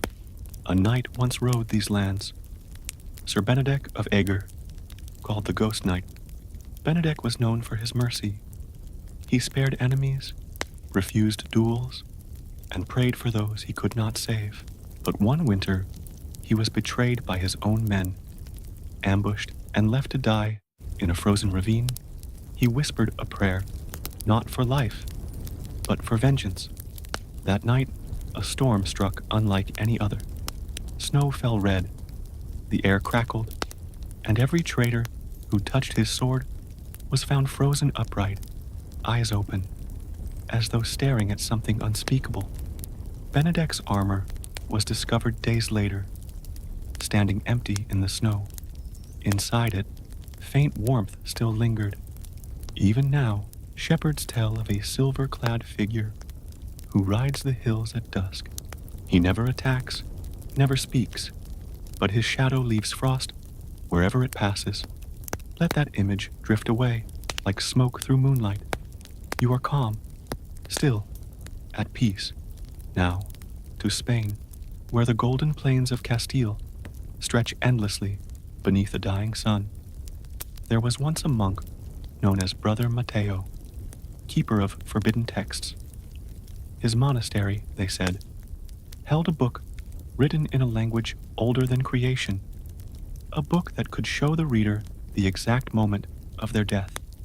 Mateo guarded it fiercely, until one night temptation overcame faith. He read the first line and laughed.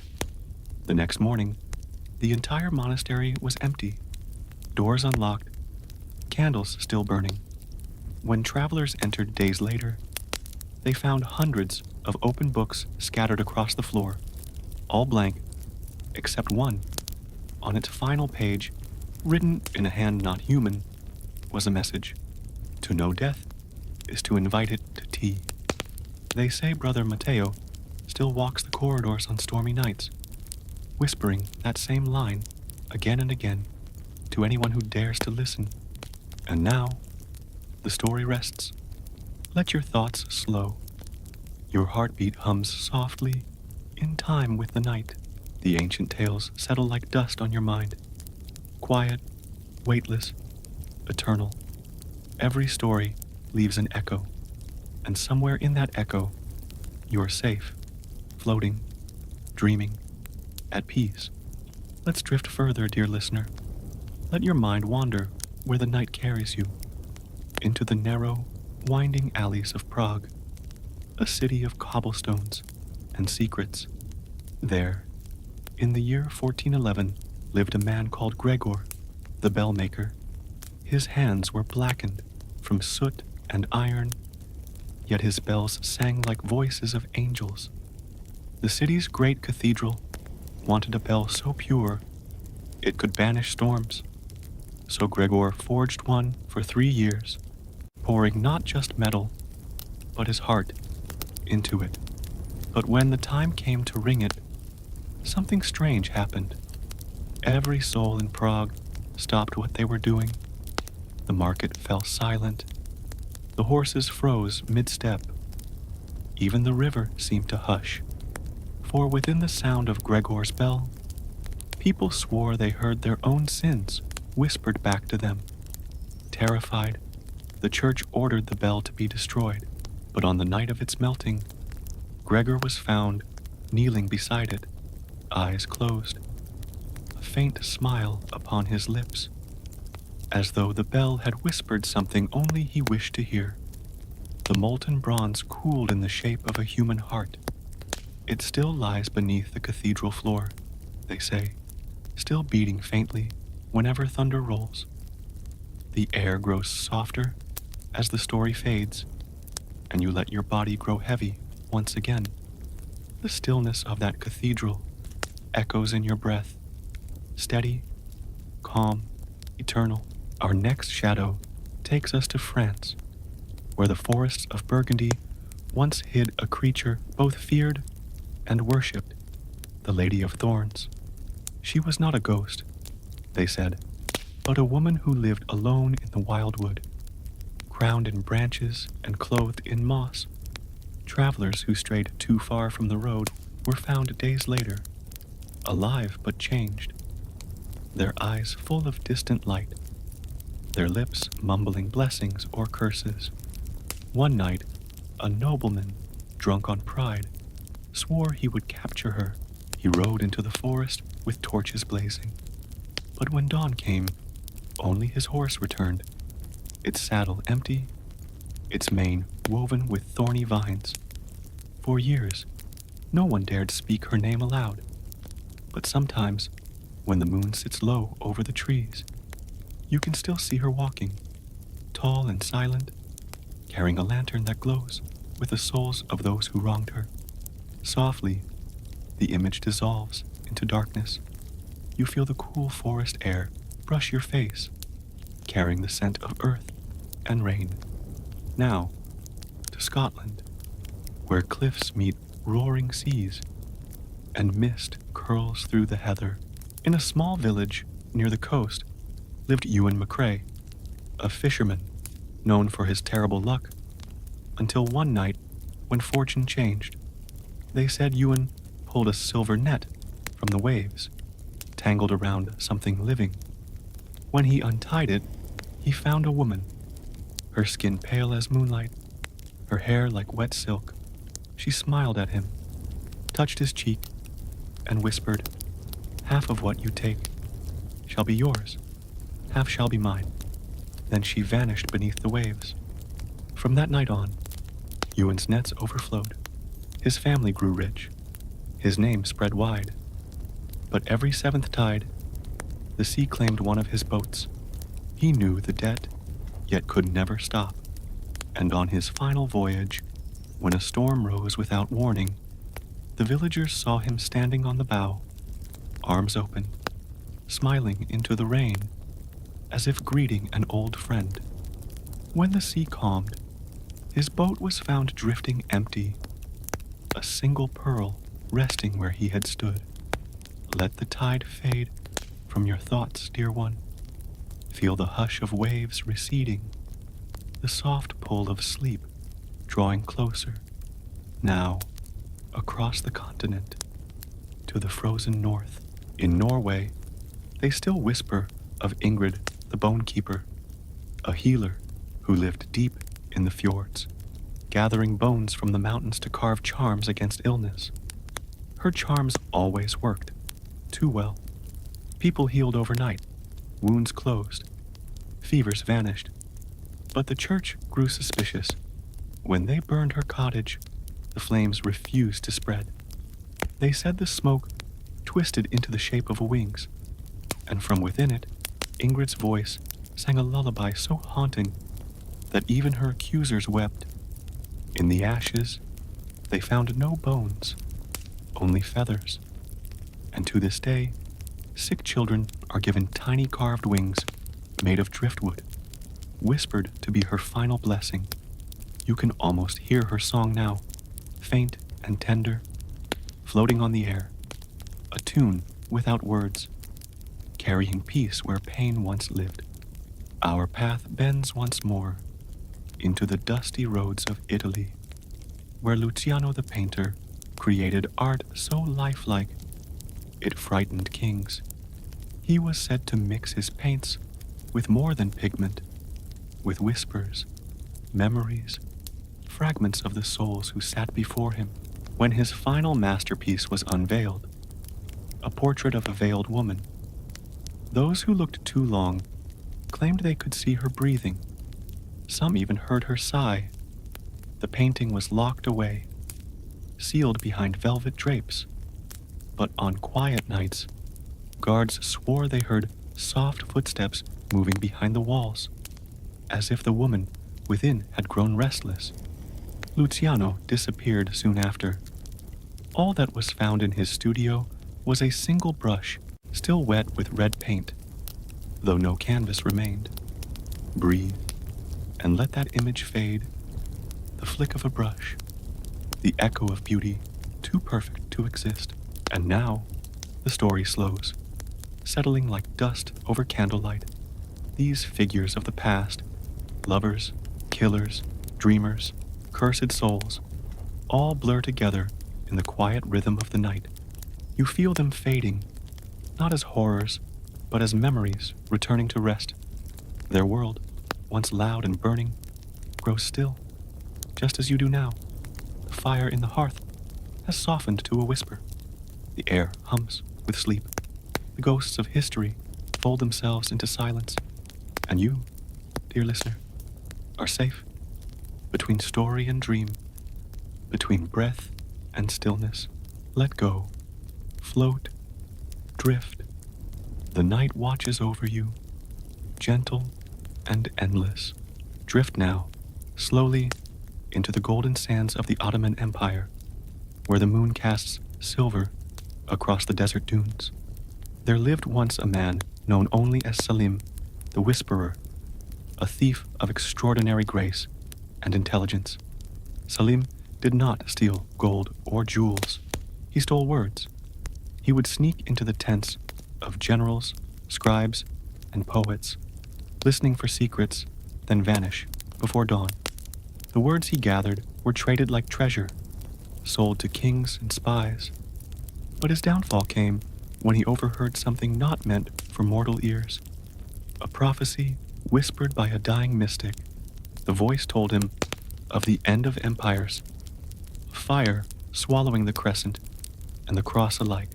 Salim fled, haunted by the echo of those words.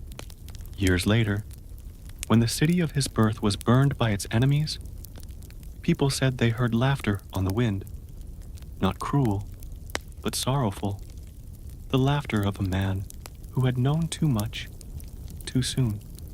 Now, the sands have swallowed his name, but travelers still speak of him when the wind rises, how the dunes whisper secrets no one can quite make out, how even the silence seems to listen. Breathe in that desert air, dry, warm, endless. Let it carry you deeper, softer, until you are weightless among the dunes. From those sunlit sands, we wander westward to Germany, to a small medieval town hidden within the Black Forest. There lived Marta Grunwald, the baker's daughter, who became known as the Sweet Death. Marta baked the best bread in all of Bavaria. Each loaf was a masterpiece, soft, fragrant, comforting. But one day, a cruel baron demanded she bake for his wedding. When Marta refused his lewd proposal, he destroyed her family's bakery and cast her into the streets. Months later, the baron's household began to die, not in pain, but in strange peace, each one found with crumbs of bread beside their lips. When authorities broke into Marta's old kitchen, they found rows of loaves cooling on the counter, each one shaped like a sleeping face. No one ever saw Marta again. But every spring, when the scent of fresh bread fills the air, old women whisper, "The Sweet Death still bakes." Let that story linger. The smell of flour, the crackle of crust, the hush of justice served in silence. Now, north again, to Ireland, where green hills roll beneath clouds, heavy with rain. In the town of Kilrea, long ago, a woman named Maeve O'Loughlin was said to speak with crows. After her husband's murder during a border raid, she walked into the moors, calling to the birds. They came, thousands of them, black as smoke, circling above her in great spirals. The next morning, the raiders were found, their camp torn apart, their eyes missing, their bodies untouched otherwise. Maeve returned to her cottage and never spoke again. But whenever war loomed, the people said she'd appear on the cliffs, her cloak fluttering like wings. And if you heard the crows cry thrice at night, you were to stay inside, for Maeve was hunting again. Feel the wind of that moor brushing past you now, cool, damp, and ancient. The storm passes, leaving only calm behind. Our story drifts next to Bohemia, where in a crumbling castle lived Lord Janek the Collector.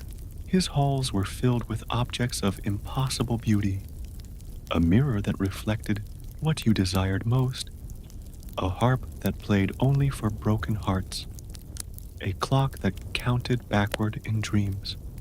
One winter night, he invited the greatest minds of Europe to his castle to behold his final collection. None returned. Centuries later, explorers uncovered the ruins.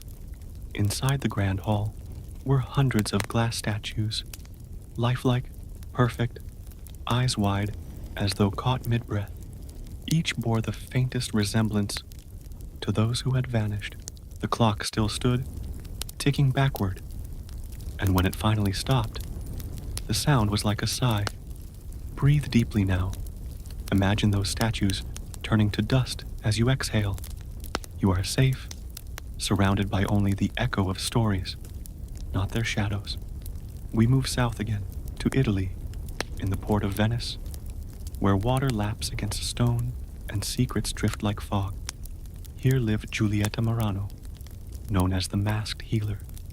During the plague, she wore a mask not of the doctor's beak, but of porcelain, painted with tears. She moved through alleys at night, leaving herbs and charms by the bedsides of the dying.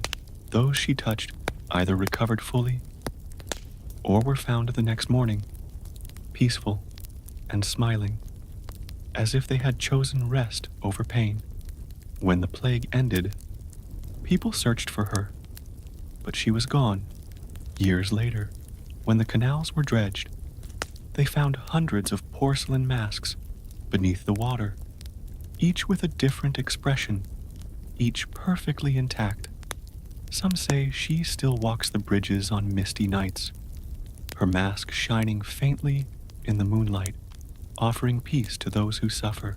You feel that peace now, like cool Venetian mist settling over your shoulders. The world softens, blurs, drifts away. Now, one final flicker for this night's passage. A story from Russia, where snow falls thick and endless. There, in the forest of Novgorod, lived Dmitri the Carver, who sculpted angels from ice, so beautiful that people traveled for days to see them. But one year, he carved something different. A woman, with eyes so lifelike that even wolves avoided her gaze. Dmitri worked for weeks, refusing food or rest. When spring came and the thaw began, villagers found his tools frozen mid-air and the sculpture gone. That summer, a new legend was born. Travelers swore they saw a woman walking through the mist at dawn, her hair made of frost, her eyes shimmering like frozen rivers. Wherever she went, snow followed. She is still known as Dmitri's bride, the last creation of a man who loved his art so deeply, it loved him back. And so, the night draws close again. The fire fades, the snow falls, and history's whispers sink into quiet. You have walked beside thieves, saints, killers, and dreamers, and now they sleep. You breathe out, the room stills, the past sighs, and the present hums softly around you. All is calm, all is forgiven.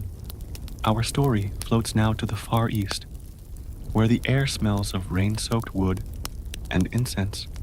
In the heart of medieval Kyoto, there lived a man called Takao, the scribe, whose pen was said to write the future.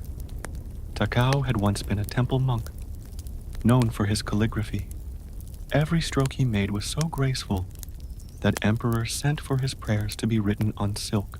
But one night, after a terrible storm, Takao discovered his brush moving on its own, tracing words he did not understand. Days later, every word he wrote came true. A merchant fell ill as his name appeared in ink. A bridge collapsed just as its pillars were drawn. Soon, people came from far and wide, begging Takao to write their fate. But his gift was a curse. One morning, he wrote a single line without meaning to. The scribe will write no more. The next day, his ink dried black as ash, and he was found kneeling before his scrolls, eyes open, but his hand frozen mid-stroke.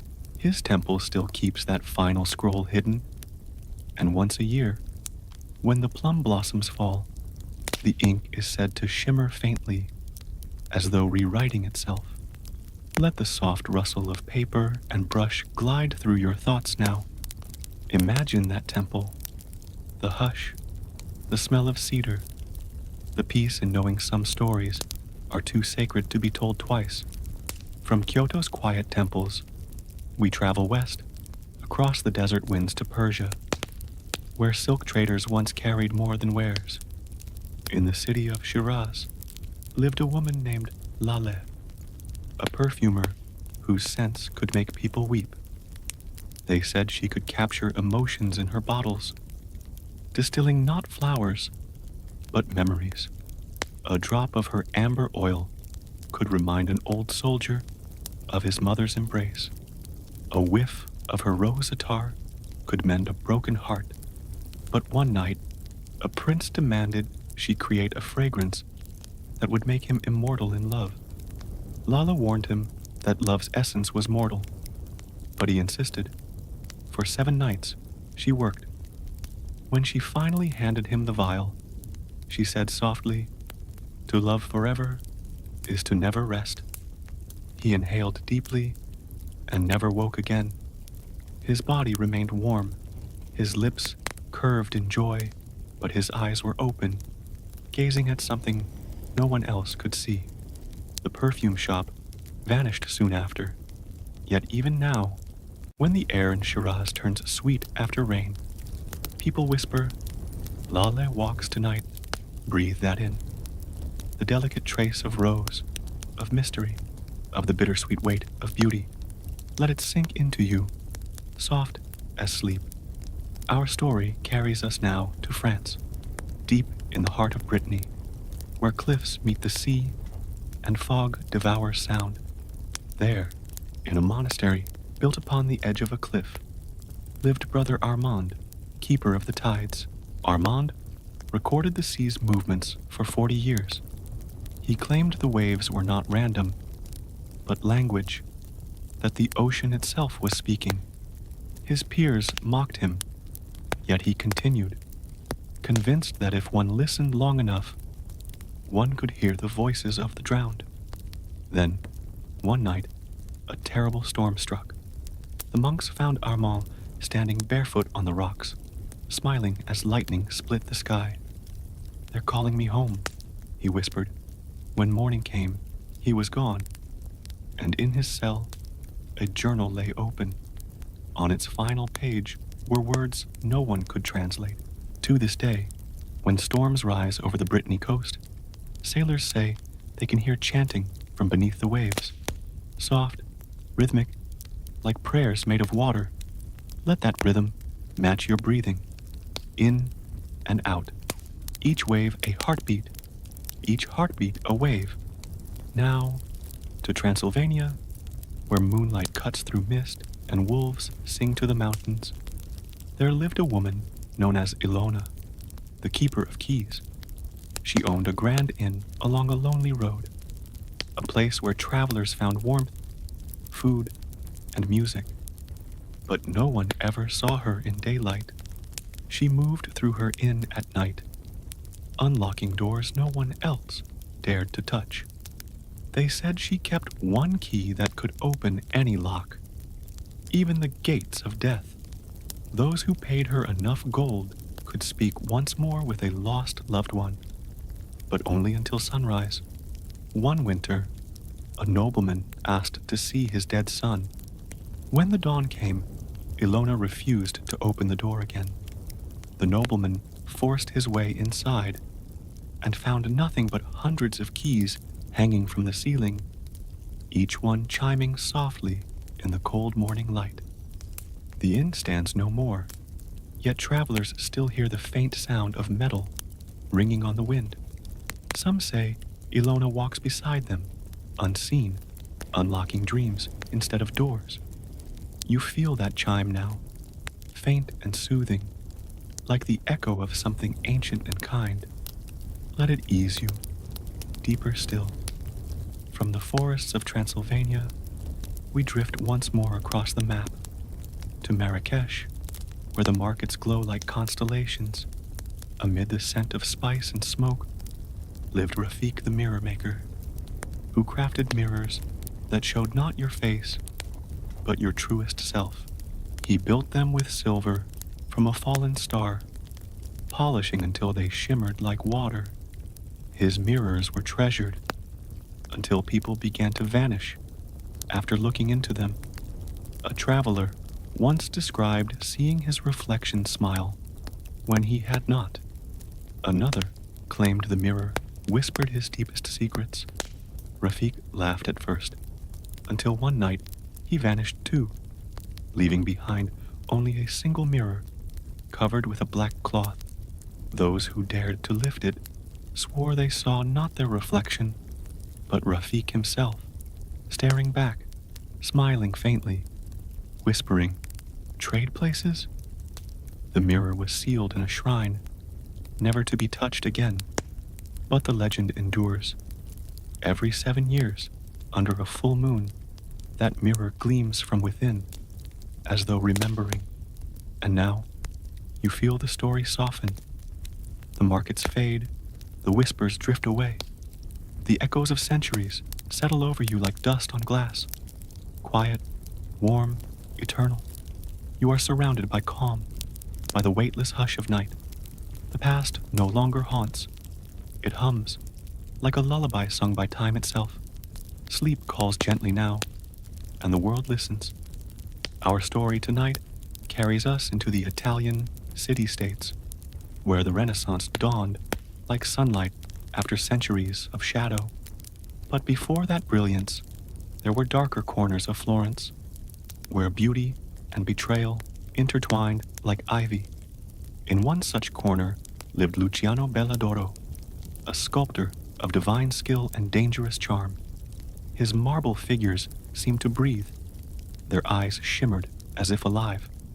The Medici nobles adored him, but rumors whispered that Luciano's statues were not carved.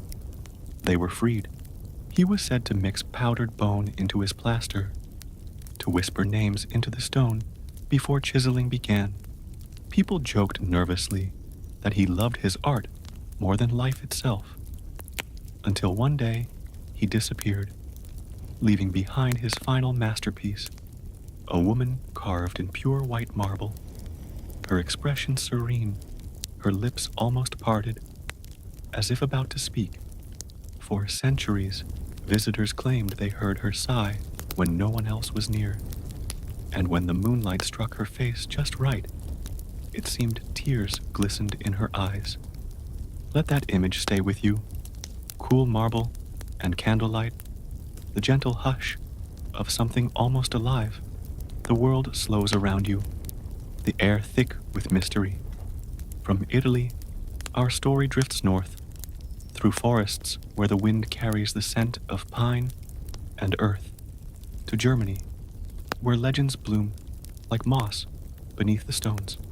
In the quiet town of Rothenburg, a blacksmith named Ottmar Grunwald forged not only weapons, but oaths. He believed a man's soul could be bound to his blade, that a true weapon had a spirit of its own. He created 7 swords, each for a warrior of renown, and each of those men died with their swords still gleaming, not rusted, not broken, but perfect, as though untouched by time. When the last of them fell, their weapons were returned to Ottmar's forge. That night, villagers heard hammering long past midnight. When dawn came, the forge was cold and empty. Ottmar was gone, the swords gone with him. Only 7 marks remained burned into the stone floor, deep, glowing faintly like embers that refused to die. They say that when storms roll across Bavaria, you can still hear the ring of hammer on steel, the echo of a craftsman who would not let his creations rest. Let that sound echo faintly in your thoughts now, metallic and rhythmic, fading like thunder far away. We travel now to England, where cobblestones glisten with rain, and candlelight flickers through narrow windows. In London, during the time of the Plantagenets, there lived a woman known only as Mistress Rowan, a healer and an accused witch. She was famed for her tinctures, soft brews of honey, herbs, and sleep. Even nobles came to her when their dreams turned dark. But she had one secret potion she brewed only by moonlight, a draught said to erase guilt. When the king's advisor sought her help after a murder weighed on his soul, she offered him the elixir. He drank deeply and slept soundly for the first time in years.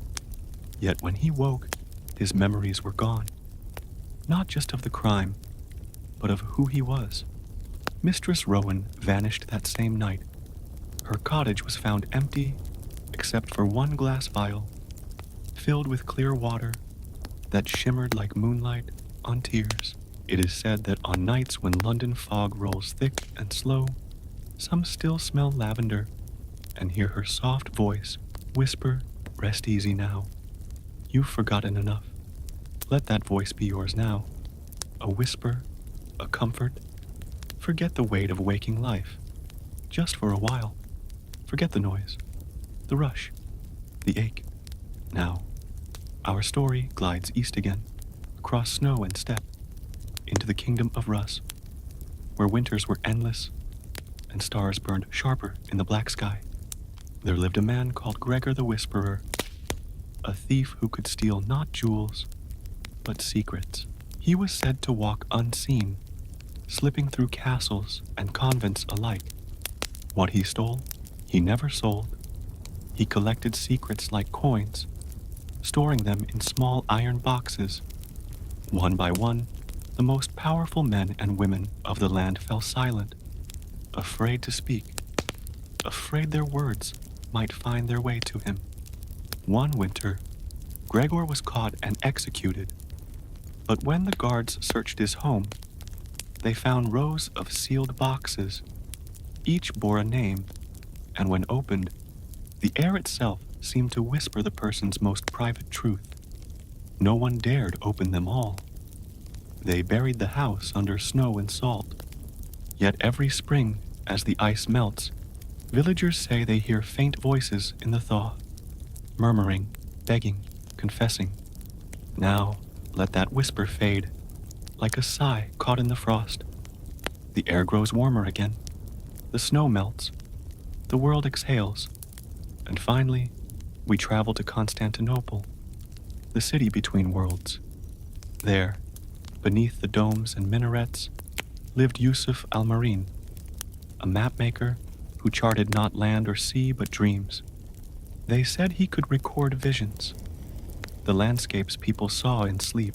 Nobles, priests, and scholars visited his chamber to describe their dreams, and he would ink them onto parchment.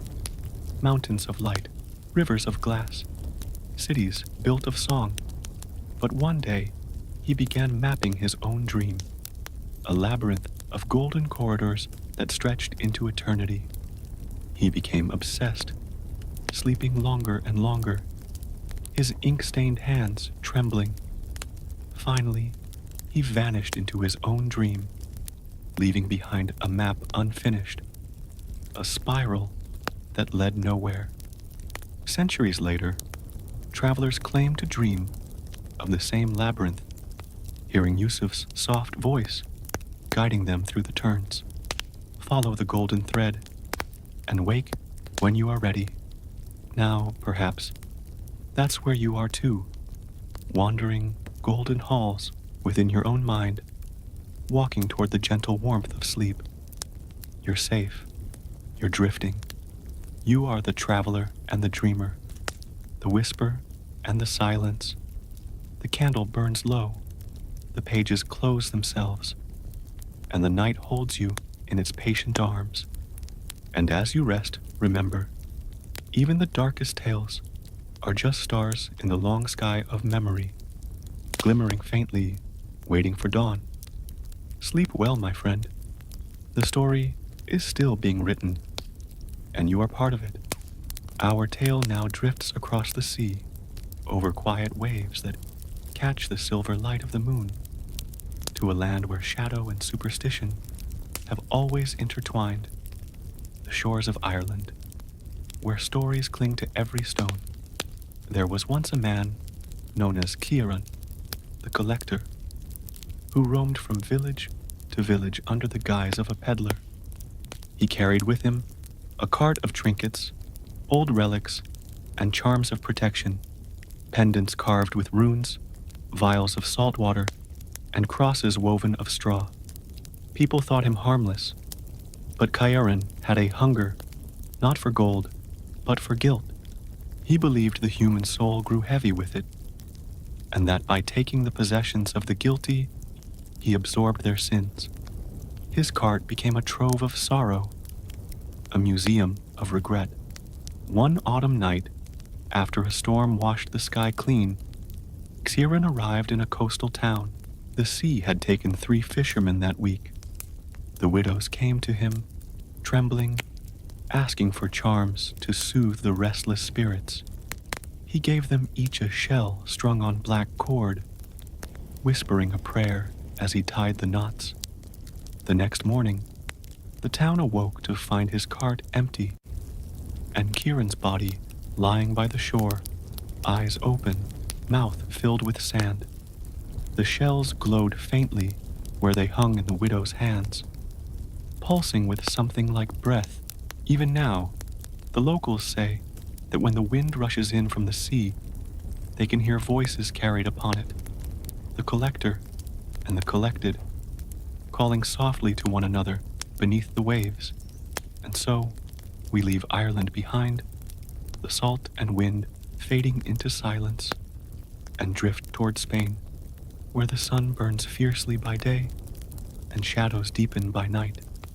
In the bustling city of Toledo, where steel was sharper and tempers hotter, there lived Diego de la Vega, not the hero of legend, but the thief who inspired the myths. He moved through the night like smoke, robbing nobles who grew fat on the toil of the poor. But Diego's true gift wasn't his sword. It was his mask. He wore a mask made from the skull of a raven, painted black as ink. He claimed it let him see people's true faces, stripped of lies, greed, and vanity. He never killed, but he marked those who betrayed the helpless, carving a single crescent on their door. When dawn came, that mark glowed faintly, and whatever wealth was hidden within their home was gone, scattered among the alleys by invisible hands. When Diego was finally caught, the Inquisition demanded he remove his mask. They wanted to see his face. He refused. They forced it off, and beneath it, there was only another mask carved of pale wood, and beneath that, another. They tore mask after mask away, until nothing remained but air. The gallows hung empty the next morning. Some said he was never real, just a ghost born of guilt, a mirror showing the city its own corruption. Now, the firelight dims a little, the air cools, and the sound of footsteps fades into the hush of a French monastery tucked deep within the mountains. There lived Brother Adrian, once a scribe, then a prisoner of his own brilliance. He had devoted his life to copying holy texts, but he grew obsessed with what the church forbade him to write, the Gospel of Shadows, a book whispered to contain all knowledge erased from the world. He worked in secret, dipping his quill in black ink that shimmered like oil. They found him one dawn, asleep at his desk, his manuscript half finished. When they tried to burn it, the flames refused to take. The pages hissed, but did not blacken, so they sealed it behind stone walls. Years later, when the monastery fell to ruin, the book was gone, though sometimes, in dreams, monks claim to see Brother Adrian still writing, the scratch of his quill echoing softly under their breathing. And if you listen now, just between heartbeats, perhaps you can hear it too, Scratch, scratch, like words written in the dark. Let that sound fade. Let the air still. We move east once more to the deserts of Arabia, where wind carves music through dunes and moonlight pools like silver water. There was a woman there, Layla of the Sands, a poet and assassin. She killed only men who betrayed their own word. It was said her poetry could charm even kings, her voice soft as falling dust. When she was captured, they demanded she recite her last poem before death. She smiled and began to speak, a verse so beautiful that even the guards wept. But as she spoke, the torches dimmed, the air thickened, and when the final word left her lips, her body turned to sand, scattering into the wind. No one remembered the words, but every so often, travelers in the desert hear a soft voice reciting poetry as the dunes shift, and the sands themselves seem to hum in reply. Let your mind drift with that wind, warm, endless, carrying stories across time. And now, we travel to Scotland, where mist rolls thick across the moors, and the night feels alive. In the Highlands, there was once a clan whose chief, Angus MacIver, ruled with a strange law. No one was to lie within his lands. Those who spoke falsehoods would find their reflection vanish from the loch's surface. One by one, people began to lose their reflections, until none dared speak at all. It was said Angus himself had long ago lost his own reflection, that he had bargained it away for power. When he died, his body was buried in the loch, wrapped in chains. But sometimes, at dawn, the water ripples with the shape of a face, proud, cold, and wordless. And as the mist rises, it feels as though the loch is breathing, exhaling memories of a world that once was. You too can breathe that mist now. In, slow and steady. Out, soft and calm. You are drifting through history's dream, neither awake nor asleep, but somewhere beautifully in between. Our path carries us now to the far edges of the Byzantine Empire, to a city that gleamed like 1,000 suns and burned with as many secrets, Antioch, where faith and fear danced side by side. There lived a man known as the Red Almoner, once a priest, now an executioner for sins unseen.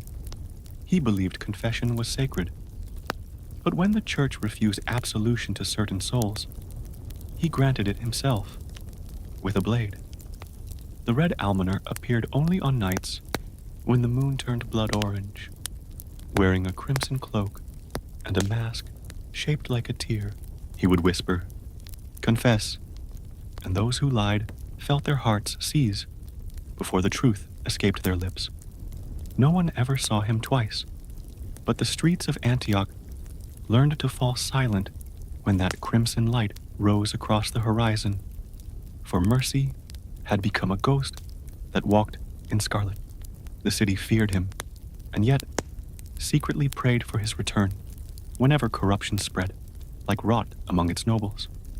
Some say he never truly died, that the Red Almoner became an idea, a spirit of retribution that slips through time, wearing new faces in every era.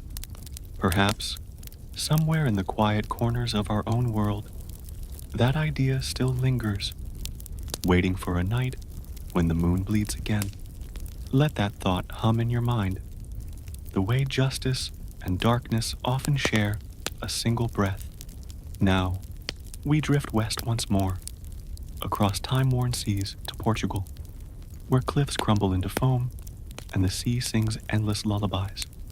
There lived a woman named Inez Duarte, a widow who ran a small tavern by the shore. Sailors came and went, drinking her spiced wine and leaving behind coins and confessions. She listened, always smiling, always kind. But when ships sank, when treasure vanished, when men never returned, their last known stop was Inez's tavern. No one suspected her at first, not until a fisherman found bottles bobbing in the tide. Hundreds of them, each sealed with wax, each containing a small note written in different hands. Confessions, last words, regrets. Inside one was written in trembling script. She promised to forgive me if I told her everything, but she never said I'd leave alive. The tavern was empty when they came for her. Her rocking chair swayed gently in the sea breeze, and every year, on the anniversary of her disappearance, the waves wash hundreds of bottles ashore, some old, some impossibly new, each whispering her name when uncorked. Let that whisper drift through your imagination now, like the sound of waves against wood. And now, the story folds north again, into Bohemia, where legends breathe through forests, and the wind carries voices of the past. There, deep among silver mines, lived a man known only as the glassmaker of Kutna Hora. He crafted mirrors unlike any other, smooth as still water, framed in gilded vines and the symbols of the zodiac. His mirrors did not just show reflections, they showed truths. Nobles would look upon them and see not themselves, but the sins they hid. A hand stained with invisible blood, a crown that dripped with melted wax instead of gold, eyes that turned away from suffering. The church declared his work heresy. They burned his workshop to the ground. Yet years later, travelers who camped near the ruins claimed to see shards of light in the soil, fragments of those mirrors still reflecting things that were never there. And when the moon was high, their own reflections would lean forward and smile. You too may feel that quiet smile now, eerie yet gentle, a reminder that stories, like mirrors, show us both what was and what we might become. We move again, just a little further, to the cold heart of Scandinavia, where winter never truly ends. There lived Eric Thorson, known as Eric the Kind. He was no noble, no king, merely a man who refused to kill, even when ordered to. During the Viking Wars, when blood was the measure of honor, Eric was mocked for sparing lives. But Eric had his own secret. He gathered the dying, friend and foe alike, and buried them beneath the same oak grove. He whispered to their spirits, asking forgiveness for the living. When his village fell, not a soul survived, except for the oak grove, which burned for 7 days, and yet was never consumed. Now, travelers who rest beneath its branches claim to feel warmth even in winter, and hear soft murmurs, the mingling voices of those who once fought, now at peace. Let that peace reach you now, like warm breath in the cold, like sleep after sorrow. Finally, we reach the last tale before dawn, one that lies outside history, somewhere between truth and dream. It is the story of the archivist who gathered all the other stories and bound them into a single book. He worked alone, deep within a monastery carved into stone, surrounded by candlelight and silence. He wrote of every thief, every murderer, every haunted soul, not to condemn them, but to remember them. He believed that evil forgotten becomes evil reborn. So he wrote, for decades, maybe centuries. When he finally finished, he sealed the book with wax and left it upon the altar, whispering, "May their names rest, so the living may dream." The next morning, the monastery was gone. In its place stood a single oak tree, ancient, unburned, its branches heavy with parchment-like leaves. And when the wind passes through them, the sound it makes is not rustling, but whispering. Some say those are the stories you've just heard, retold endlessly by the earth itself. And as you lie there now, eyes half closed. Perhaps you can hear them too. Faint voices carried on your breath, soft and distant, retelling what time refused to erase. Every crime, every sorrow, every redemption, all blending into one eternal hum that rocks the world to sleep. The air cools again, the night deepens, the words slow, like a heartbeat fading into dreams. You're safe here, listener. You've walked through centuries and seen the ghosts that history tried to hide. And now, you rest among them, at peace, aware, dreaming. The story hums low, and the stars begin to listen back. The fire crackles faintly in your mind, and the wind carries scents of distant lands, the salt of the Mediterranean, the pine of German forests, the cold iron of Scandinavian snow. You feel the weight of history settle gently over your shoulders, a blanket woven with tales both dark and tender.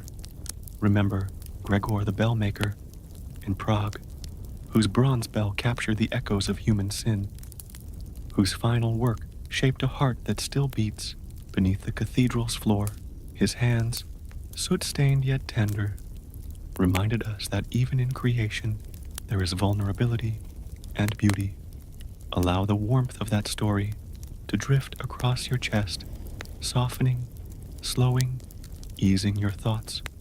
Recall the Lady of Thorns in Burgundy, walking silently through forests where no man dared follow, her steps leaving whispers of both warning and wonder. Feel her presence in the quiet stir of leaves, in the rhythm of your own heartbeat, teaching patience, caution, and the mystery that envelops the world when the human eye cannot see. Think of Ewan MacCrae of Scotland, rescued and haunted by the ocean's gifts, balanced forever between fortune and debt. Let the sound of gentle waves fill your ears now, a tide of soft murmurs ebbing and flowing with your breath. In Norway, Ingrid the Bone Keeper sang a lullaby of feathers and blessing, and in Italy, Luciano's masterpieces whispered in marble and vanished in empty studios. Each story, like a ripple on water, carries a lesson that creation, care, and consequence are intertwined in every life. Imagine these tales as threads, soft yet unbreakable, weaving themselves into the fabric of your own consciousness as you drift further into calm. In Kyoto, Takao the scribe let his ink carry fate, while in Shiraz, Lale bottled emotions like perfume. Each breath you take is like ink on parchment or oil in a vial, marking this moment with serenity, washing away the chaos of the day. Let your shoulders drop. Let your eyelids grow heavier. Marta Grunwald in Bavaria, Mistress Rowan in London, and Ilona the Keeper of Keys in Transylvania, all taught the delicate balance between justice, mercy, and mystery. They were custodians of secret truths, whisperers to those who dared to listen. Feel that soft weight settle over your mind, a blanket of stories cocooning you in security and awe. The glassmaker of Kutna Hora, Eric the Kind in Scandinavia, the Red Almoner in Antioch, Inez Duarte in Portugal. Every figure reminds you that the world has always been a stage where light and darkness coexist. You have moved among them now. You are safe, observer, and participant alike. Cradled in the soft rhythm of history's heartbeat, take a slow breath in and let it out. Let all tension dissolve. As our journey continues, the stories converge, blending like colors in water. The whispers from distant lands mingle with the sigh of trees, the hum of oceans, and the rustle of unseen creatures in the night. Each tale, each soul, each shadow is a note in a lullaby composed over millennia, meant to soothe, to calm, and to gently guide your spirit into rest. The archivist, who collected all the stories, stands now before you in imagination. His candle burns softly. He has written every tale you've witnessed, sealing them not to imprison, but to protect. Every thief, every saint, every poet, every healer, every ghost. They are all here, their breaths mingling with yours, their steps in time with your heartbeat. See the candle's glow, dancing on the walls of your mind. Feel its warmth settle into your chest, your arms, your legs. Imagine the light moving through you, softening your muscles, quieting your thoughts. You are floating. You are weightless. You are safe. The streets of Florence, the fjords of Norway, the moors of Scotland, the forests of Transylvania, the deserts of Arabia. All of them are your companions now. The voices of the past whisper lessons you may never speak aloud. Courage, patience, forgiveness, and the quiet beauty of understanding. Let them sink into you as you drift further into sleep. Now, imagine the sands of the Arabian deserts drifting with Layla's poetry, the mist of the Scottish moors curling around your shoulders, the waves of the Portuguese coast brushing your feet. Let every whisper, every sigh, every faint echo of history wash over you, cleansing worry and carrying you into deep calm. All the thieves, saints, poets, healers, and whisperers, they bow softly, fading into shadows, leaving behind only the rhythm of their lives, their whispers merging with your own breathing. Every exhale carries their story. Every inhale draws you deeper into the serenity they leave behind. And now, the night itself becomes part of your story. The stars lean closer. The wind carries nothing but calm. The candle flickers one last time. You are suspended between past and present, awake and asleep, mind and dream. Take one more deep breath in, hold it gently, and let it go. Let the stories flow out, leaving only peace behind. The Red Almoner, Eric the Kind, the Glassmaker, Layla, Mistress Rowan, Xieran the Collector, the Archivist, all fade softly, their presence lingering only as a gentle hum, a lullaby for your mind. Your body feels lighter, warmer, and heavier all at once. You are drifting. Your eyelids grow heavier with each pulse of sound, each echo of story. Every whisper of wind, every faint crackle of fire, every distant footstep of the past is a note in the symphony of your own deepening sleep. The oak trees of the monastery, the fjords, the moors, the desert dunes, the Venetian canals, all merge into a landscape of dreams, familiar yet mysterious, safe yet endlessly fascinating. You walk among them in your mind, silent, at peace, cradled by the night. As you sink further, the boundary between story and reality softens. Your consciousness drifts over centuries, through cobblestone streets and candlelit halls, over mountains and oceans, over deserts and forests. Every breath carries a fragment of the tales you have witnessed, sewing them into the fabric of your dream. No fear, no haste, no obligation, only you, only calm, only the gentle, endless hum of history and imagination entwined. You feel it now in your chest, your arms, your legs, your back, your neck. A complete release. The archivist closes the final book. The candle goes out, and as darkness surrounds you, there is nothing but the lull of your own breathing, steady, soft, eternal. Let your mind continue to wander freely. Let the stories dissolve into pure calm. Every character, every whisper, every shadow is now a part of you, guiding you deeper into sleep. You are safe. You are loved. You are cradled by the world and its endless stories. The night hums low. Your heartbeat slows. Your mind drifts. And finally, the world itself seems to exhale, leaving only serenity behind. Sleep now, dear listener. Sleep and dream, with the knowledge that every whisper you've heard tonight, every shadow and every echo, is a lullaby for your soul. Let the night carry you gently, as history itself rocks you into rest. And as you drift fully into sleep, remember, the stories live on, quietly, softly, endlessly, just as your dreams will.